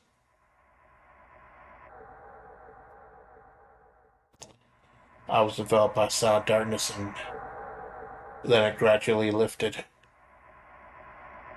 I was in that mummy's room. A woman was sitting in a wheelchair right in front of me. She was a classy looking lady. Very beautiful. I could tell at first glance that she was Nami's mom. What's going on here? Nami's mom was saying something. What's happening? Then I understood what was going on. This was Nami's mom before it became a mummy, but why was I seeing this? Nami's mom didn't even seem to notice that I was there. The wall suddenly raised between the walls of the room. Nami's mom continued knitting. All I could do as a wall was sit there and watch her. It appeared to be raining outside. I could hear the footsteps in the hallway, and then the door opened. The person who came in was Naomi, soaking wet because of the rain. Mom, I wanted to see you again. It was a vision of the past. This is before Naomi died, before her mom got mummified. I was being shown to the scene from the wall's perspective. You must leave, Naomi, her mom implored, looking pale. Go back this instant. You cannot be here. Why, Mom? Why do you hate me? I walked all the way here in the rain. It took an hour and a half to walk all the way up that mountain path at night. Naomi's voice was racked with tears. Don't do this, Naomi. You mustn't. Your presence here will only summon forth the power of the curse. You're wrong. There is no curse, Mom. I just want to see you. Naomi kneeled before her mother's wheelchair. I heard everything, Mom. I know you sent us to the orphanage to protect us. I know you got yourself in that accident intentionally, crippling yourself to the point of being physically incapable of what?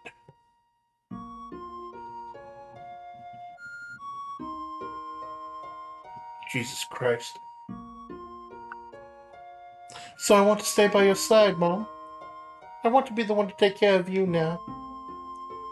Welcome home, Naomi. With that said, I do not wish to see you. Mom, I love you, Mom. Naomi took her mom's hand and cried. Naomi's mom shook off her hand, moved the wheelchair to the door, and opened it. Get out, Naomi. I never want to see your face again. Mom! Naomi's mom cast her out and shut the door. I understand, Mom, Naomi said on the other side of the door. I'll just stay here today in the room I stayed in when I was a kid. Just let me sleep here for one night. That's all I ask. Mom didn't respond.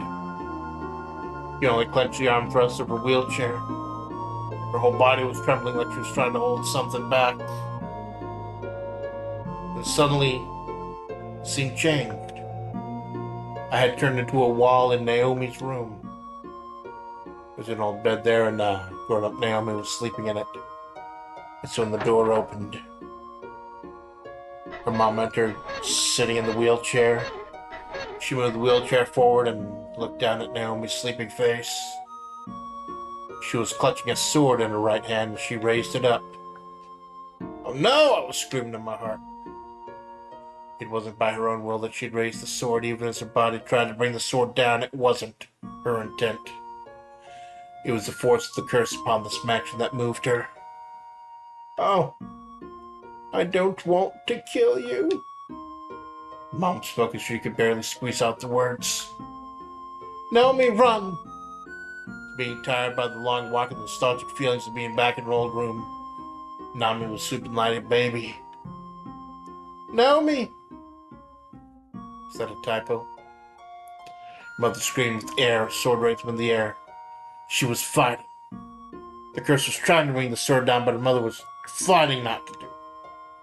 Must have taken every fibre of her being to retain control. Both her hands trembled as they held the sword, and sweat poured down her brow. Her face was twisted with pain. Looked like she couldn't even speak anymore. She was biting her lips so hard that they were bleeding. She had given everything she had to fight against the power of the curse. Finally, Naomi opened her eyes. Mom? To Naomi, in that moment, it must have looked like her mom was trying to kill her. No! Naomi shouted as she ran out of the room. Oh! I could hear Naomi scream. The scene changed again. This time it was a wall below the stairs. Naomi had fallen down to the stairs. What? Naomi had fallen down the stairs, broken her neck, and died. Her mother looked down from upstairs. Naomi! She screamed. And somebody got up from Naomi's corpse. It was Naomi, but now she was a ghost. She floated in the air and stood next to her mom. I'm sorry, Mom. I died without you being able to kill me, but I swear I'll make it up to you. Naomi said. I'll call my sister Nami here, and when the two of us are together... She reached out, holding the sword from earlier. I'll have her kill you with the sword. Kill her with the sword. Oh, I couldn't, her mother screamed. Naomi, you mustn't do such a thing. Her mom screamed in despair. I'm not going to kill anyone, even the curse takes me for it. Tears began to pour from her mother's eyes. You're going to die then, biting your tongue. When Luther mentioned the sound of laughter echoed in nowhere in particular. Ah! She screamed. In the strong wind, her mom breathed out. The white smoke changed into nothing but skin and bones. Hair turned white. Nami's mom had been transformed into the mummy. And the scene went dark. I remained there, still in the darkness. Come on, Nami, let's go! I could hear Naomi's voice. Mom's waiting for us. Yes, Naomi, Nami replied. Nami was going to lead Nami into the mummy. Don't go, Nami, I tried to say. But I was unable to speak. It was pitch black all around me. We killed our mom, didn't we? Nami's voice faded away. He's wrong. We didn't do it, Nami. I struggled, but it was all for naught. There in the darkness, I suddenly felt a disgusting presence. It was the spirit of the mansion. Even though I wasn't able to make a sound, I screamed in the only way I could to the spirit. Damn you! You turned me into a wall, and now you're trying to kill Nami. Indeed I am.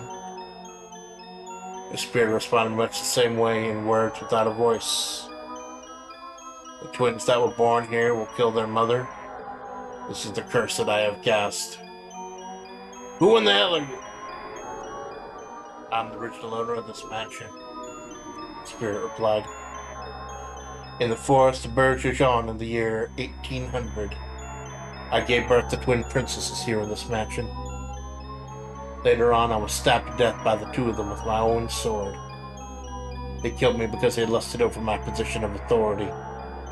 I was dead, and yet I wasn't dead, for I placed the curse on my mansion, this mansion, all with this sword. A curse that would lead the twins to kill their mothers? right. I started with my 2 daughters. I had them each pair of twins. Each pair of twins killed their mothers. You got to revenge them. So why does the curse still exist? Because greed and hatred still exist in the human heart. Same greed and hatred that my 2 daughters felt is what's keeping this curse alive. Presence of despair was gone, and the darkness around me gradually became brighter. I was now a wall in the second floor hallway. Naomi was leading Nami as they walked to the other side. Each of them were holding a bouquet of hypericums. The sealed door squeaked open. Nami and Naomi disappeared into that room. Is Nami going to be killed by her mom, the mummy in there? Nami! Nami! Nami!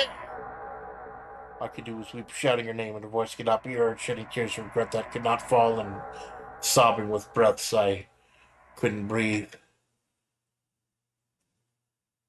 Then it's like to be a prequel to the Clock Tower series. Yeah, it's got that kind of vibe, senpai. Got a totally different vibe than I expected. The wheelchair appeared. There was no mummy on it, just an empty wheelchair. Charged forward at me, but since I was a wall, there was no way for me to dodge it.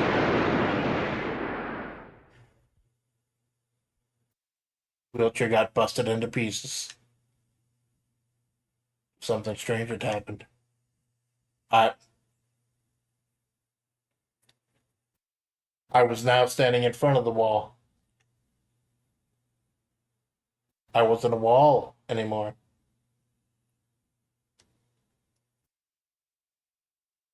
God, I ain't a fucking wall anymore, man. Years.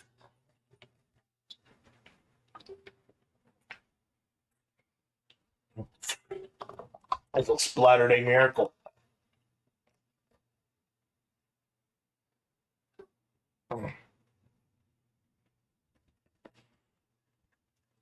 You know, Clock Tower's getting a remake, isn't it, Senpai? It's good. More people need to know about that game. The first Clock Tower, I think. You could do away with the others. I was myself again. Somehow the wheelchair breaking itself against me must have set me free. Nami! I ran into the room that had been sealed off. Nami! Sealed room remained shut down tight like it was before. Tried to force it open. Wouldn't even budge. Open the door, Nami! I remember what the wheelchair had done, and I slammed my body in the door as hard as I could. Got knocked back, and the door suddenly became transparent. I could see into the room and hear the voices, too. Nami and Naomi were kneeling there. The mummy was sitting on a large chair, right in front of the 2 of them. They seemed to have already started performing a ceremony. It is time. Let us receive our punishment from our mom, Naomi said. Right. The 2 of us killed our mom after all, Nami replied. The curse of the mansion must be what made him kill her, just like the twin princesses who killed the queen. It's time, Mom. Naomi and Nami joined their hands and said to their mom in unison, Please punish us. And with that, the sword at his side began to glow. The sword emitted a low-frequency sound and began to float into the air, landing in the hands of their mummified what? Oh, dude! God, the art of this game is just so good for Super Nintendo pixelated graphics. Their mom, the mummy, started to shake, as if pressured by the sword. The mummy began to groan as it stood up, and Naomi bowed before her. The mummy slowly raised the sword into the air. Stop! No. Nami's mom loved her daughter so much, but she wasn't going to be that cursed in the end, was she? Stop it, please stop! The mummy heaved the sword down. No. The mummy's hands were still frozen in the air. One force was trying to bring the sword all the way down, the other was trying to fight it to keep it up. There, inside of the mummy's body, was a curse between the power of the curse and the power of love. This is so good. This is so good. I saw it then. Inside the hollow sockets of the mummy's eyes was blood. She was crying, tears of blood. Nami! Cry out for your mom! I barely managed to get her to hear me. Look at her, Nami. Your mom is trying to save your life. Nami gasped and looked up at her mom. Mom! She could see her mom's bloody tears. Mom! Mummy still had the sword in place, trembling. I love you, Mom! Nami screamed with all her heart, and at that moment, Mummy began shrinking and burst into pieces. The transparent door was blown open. Nami! I ran over to her. Amanda! Naomi fell to the floor, turned into a shadow and vanished. We need to run, Nami! I led her out of there. The suit of armor. This son of a bitch again. You. I've had enough of your crap. Suit of armor appeared before us. Whoa! Count Amanda! Suit of armor unsheathed the sword, came slashing, but I had no weapons or powers to use against him.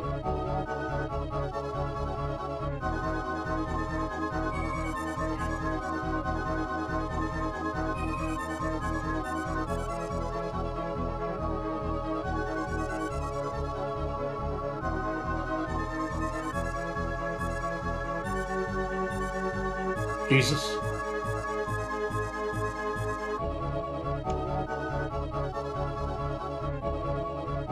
Fuck it, we ball!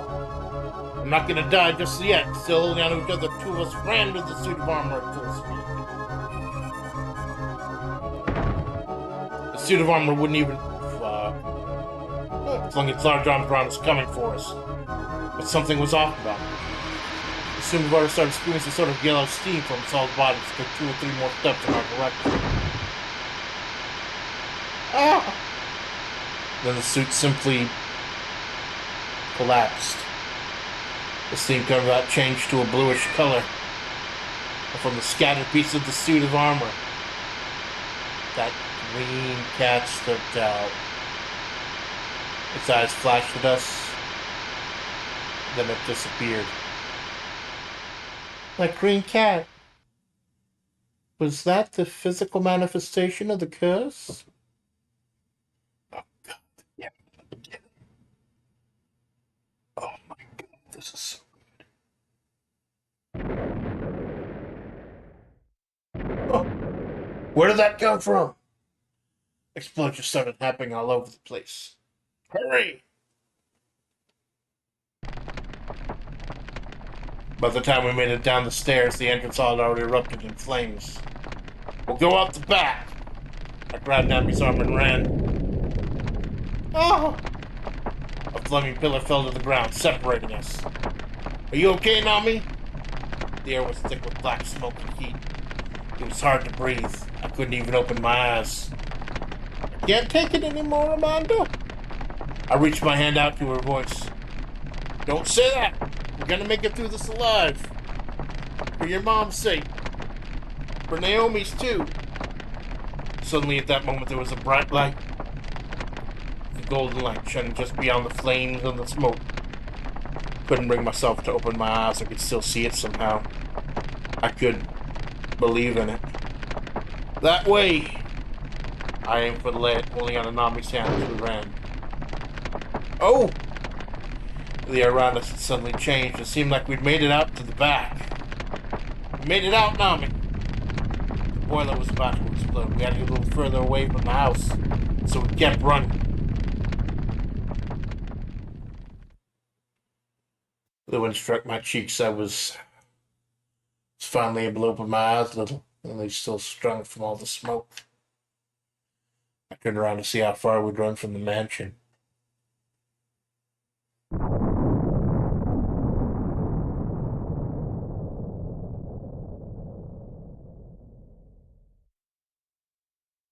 It's falling apart. The house where I was born and raised. My sister's house. My mom's house.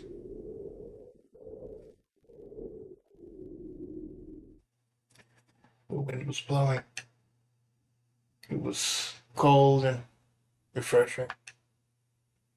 Made me think clearly again, so I breathed the fresh air in deep. Nami, like me, was taking deep breaths of it. Far away from us, with its back to the darkness, was a blackened mountain of debris. My vision had become clear enough to see the mountain had burned completely to the ground. If you hadn't pulled me along, Amanda, I'm sure that I... Nami looked at me and she softly whispered, "Thank you." No, it wasn't me, I said. The light guided me. The light? Yeah. I'm pretty sure it was your mom's light. Either hers or maybe my sister's, right?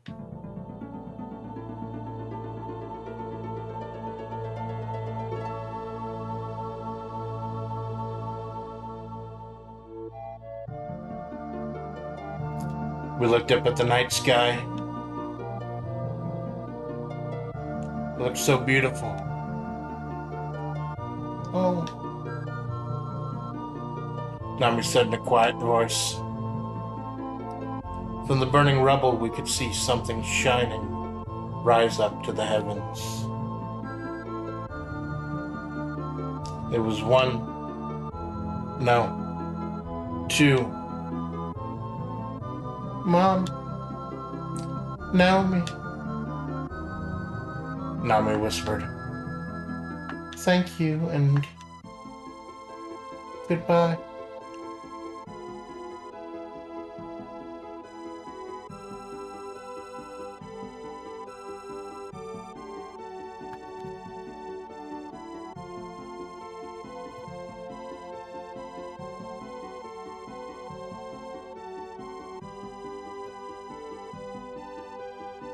Oh my god.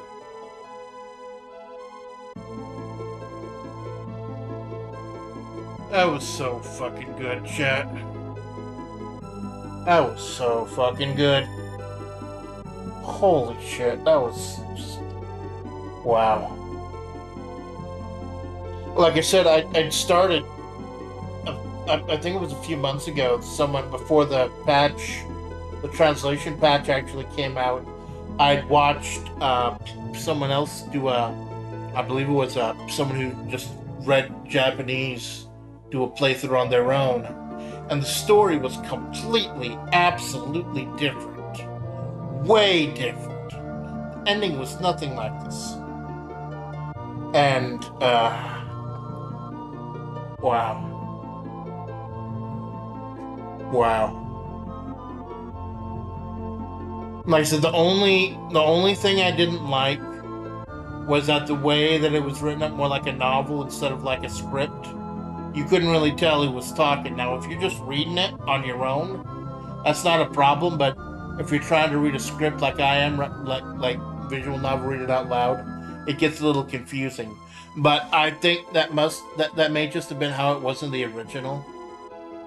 But God, the pictures, the music, it is, oh God. I want to play this again. The ending I saw in that one playthrough and the ending I got here, miles apart, completely different. Oh my God. And I know that's not the end either. I know it's not the end because supposedly Bristol, one of the guys at the forums, Bristol, he talked to a guy who did a flowchart for Otogirisou. And he said there was like 14, yet to get all the endings and all the dialogue and everything, it's like 14, you gotta play at least 14 times, and then a total of 19 times for, to get all the epilogue stuff. So I don't know if I will 100% the game on stream, but I'm kind of compelled to 100% the game on my own time. I do want to stream this again, though. I do want to stream this again. I know very few people checked it out today because there was overlap hell with Tempai doing his marathon and the Phase Connect Idol Showdown tournament. There was overlap hell tonight, so not a lot of people stopped by. Or for those of you who did stop by, for JP stopping by early at the beginning and Kara checking on me like a good senpai, I thank you. I thank you for the experience in this. This was. I don't have a lot of time these days to read novels, actual straight up novels. But this, oh God, this blew my damn mind.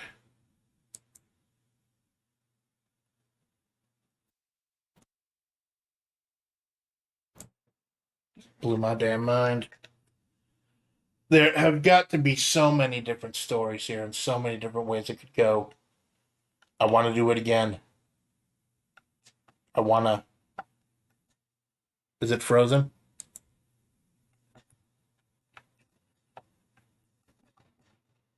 None of the buttons are working.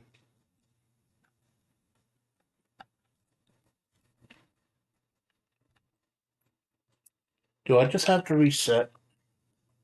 Because I know it saves your progress. I know it saves your progress, so let's try resetting.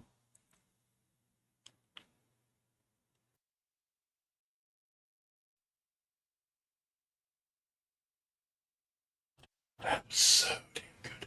And thank you, massive thank you to Translation Games for bringing this over to the States.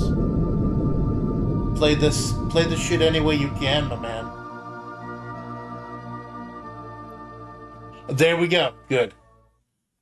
Page 146. I wonder what that 46 is. Is that a percent or because it's like if any visual novel, there are very few there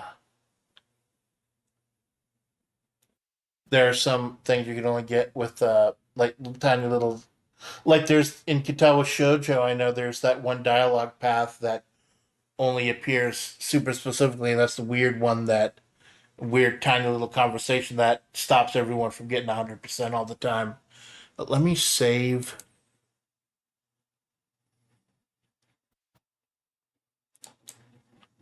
There we go. I always double check the Desert Mirage. Ugh. So good. So that is Otogirisou. It was worth the wait. Definitely worth the wait. And I want to play it again. I want to fucking play it again, man. So good.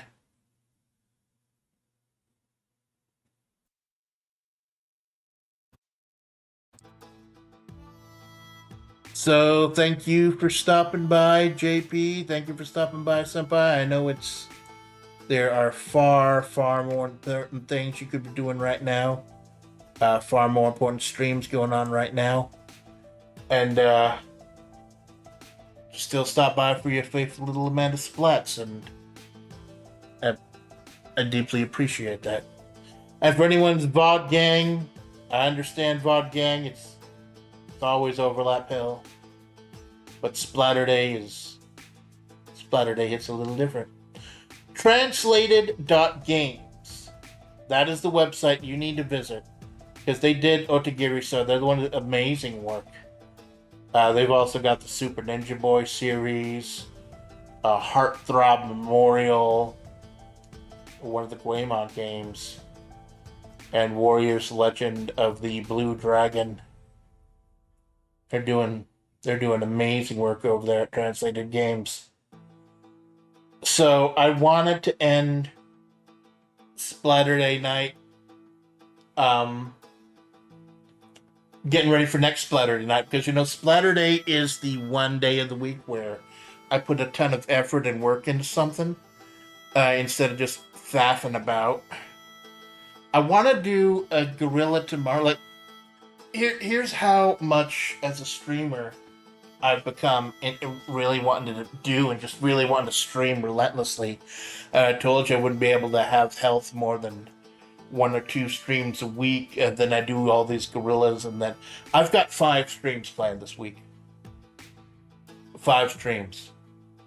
I don't think I'll be able to make a catalog or whatever a schedule before the first one comes up, because I want to do one tomorrow, maybe like 11 or noon or so, depending on when I wake up, because I've got a few things to take care of. I want to catch up on other, maybe stop by Temp. See you there. Show them support because they're doing a streamathon, trying to get monetized. I know I'll never be monetized. I'm not that good. Temp is so friggin' talented, though. Stupidly talented. It's amazing. So, and I know, I think they're collabing with Nicola as well. They're doing a jump around thing. So, we can't raid manually. So I'm gonna do a little desert raid. See if they're still going.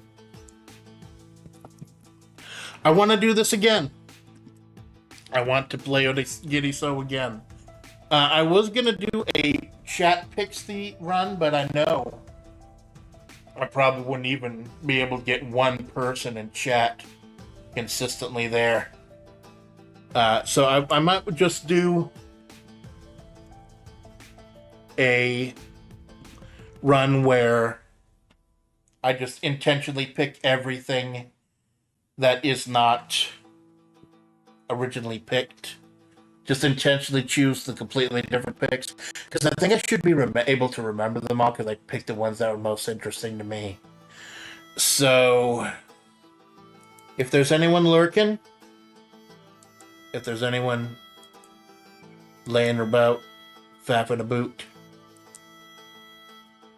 gonna go raid. It's probably just me, though, and that's fine.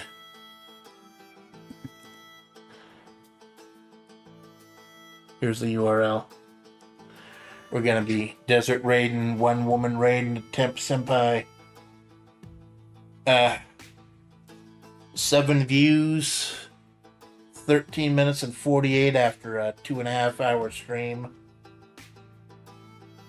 You know, after I found out that Face Connect was doing the Face Showdown thing and Temp Tempai was doing their thing today, I knew I wasn't going to have anyone watching, that no one was going to be watching live, almost no one. I do thank Kara for stopping in and JPZ for stopping at the beginning, but I knew no one would give a crap about this. I understand this. This stream was for me. This stream was partially to see if I could go for like 3 hours and talk for 2.5, though. I guess the later endings are longer because you unlock more dialogue options. But this stream was for me. I had been waiting for years for Otogirisou to come out, and blew my mind. The translation was just amazing.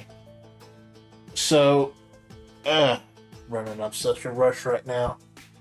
There was something I wanted to say before we left. Yeah, I put a poll up on my Twitter, because I refuse to call it X, Twitter at Amanda Splatts. And I thought the game was going to go like 3 hours, but maybe just because of the original playthrough having all the options locked, it wasn't that long. So I had a poll. I have a poll on my Twitter for what the next Splatterday stream was going to be, because I know the Splatterday ones are going to be longer. And it expires at midnight. You've still got a little time to vote if you stop by. But as of right now, I will tell you, the pick, as of right now, with 25 minutes left, next Splatterday stream is going to be King of Fighters 2002 Unlimited Match. I want to do Ball Bullet Gun later this week. This tactical, kind of lighthearted tactical military game translated by Aeon Genesis. I want to do Dicey Dungeons because that sounds like a lot of fun. Might not be too resource intensive. In fact, I've already set up. I've already set up the Canva. I've been using Canva so much. I've already gotten the thumbnails. Now I just have to make the streams. I want to do King of Fighters 2002 Unlimited match, Ultimate match, whatever it is. Ball Bullet Gun, Desert Mysticism. That'll be the fortune telling. I'll open that up publicly if anyone wants to get their fortune told. I'll open it up as soon as I wait to hear from a couple of old friends I promised spots to. I want to do King of Fighters 2002 Unlimited match. And I wanted to do some, because they got the Olympics going right now, I wanted to do some Olympic Games tomorrow. So, for the 7 people who stopped by, for the 1 concurrent viewers, for the 7 views, and for the 13 minutes 48 seconds you came out to check me out, I do appreciate it. Like I said, I'm trying not to go Minhara over the numbers, but I'm looking at the studio trying to make sure it didn't get deleted or cut off or something, and it's just right there. The numbers are right fucking there underneath, so you can't help but look at them. But again, this one was for me. This stream, I do apologize. I love you guys, I really do, and I want to make sure that I do entertain you. But this stream was 100% for me. I've been waiting for this translation for years. So, as of right now, this could change before midnight, before the poll closes at midnight. But as it stands right now, next Splatterday stream is going to be King of Fighters 2002 Unlimited match. Probably do a couple of arcade runs. Might do some of the challenges and trials they have, and maybe a couple of online games, although I did test one online game last night, and they don't let you play the stupidly overpowered bosses in the online, so that kind of kills it. So we are gonna ride up. We're gonna go Desert Raid, manually raid Temp Senpai. I do thank you for stopping by tonight. I do thank you for catching the VOD. And if you've never even heard of your faithful Amanda Splatts, let's say you were brought here because of Otogirisou, because of the translation.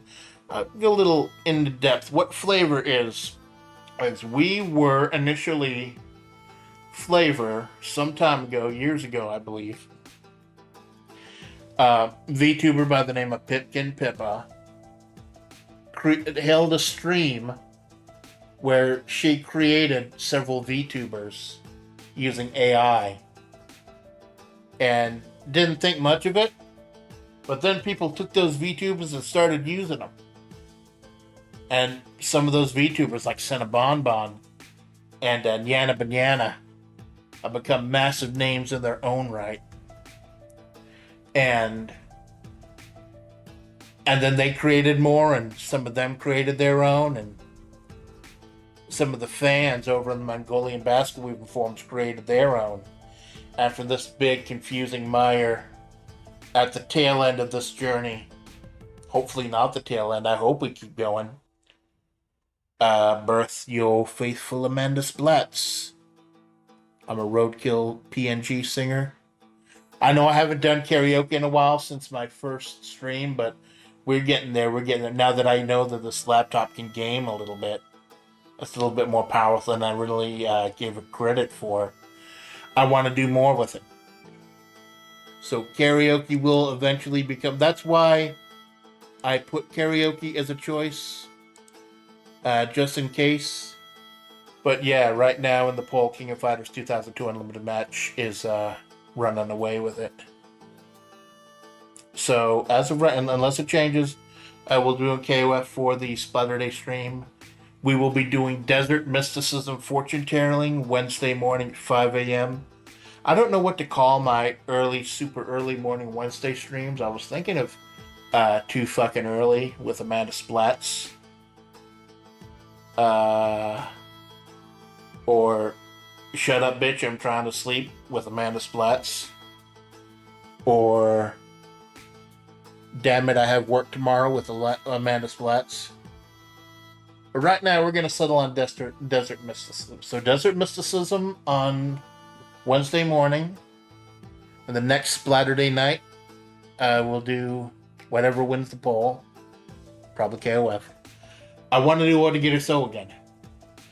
When I initially heard that Otogirisou had like 14, you had to get through 14 playthroughs to get all the endings and all the stuff, and total of like 19 playthroughs to get the true epilogue. I didn't want to 100%, but now I kind of do.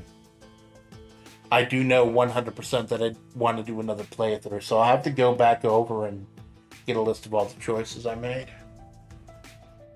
So thank you everyone for stopping by. Thank you for catching the VOD. Please support Temp Tempai on their ride on their thon. I will be jumping in shortly. Thank you. I think the last person who was in here just left, and so I will follow them out.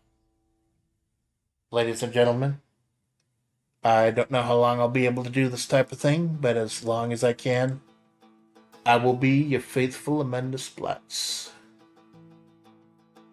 Good night.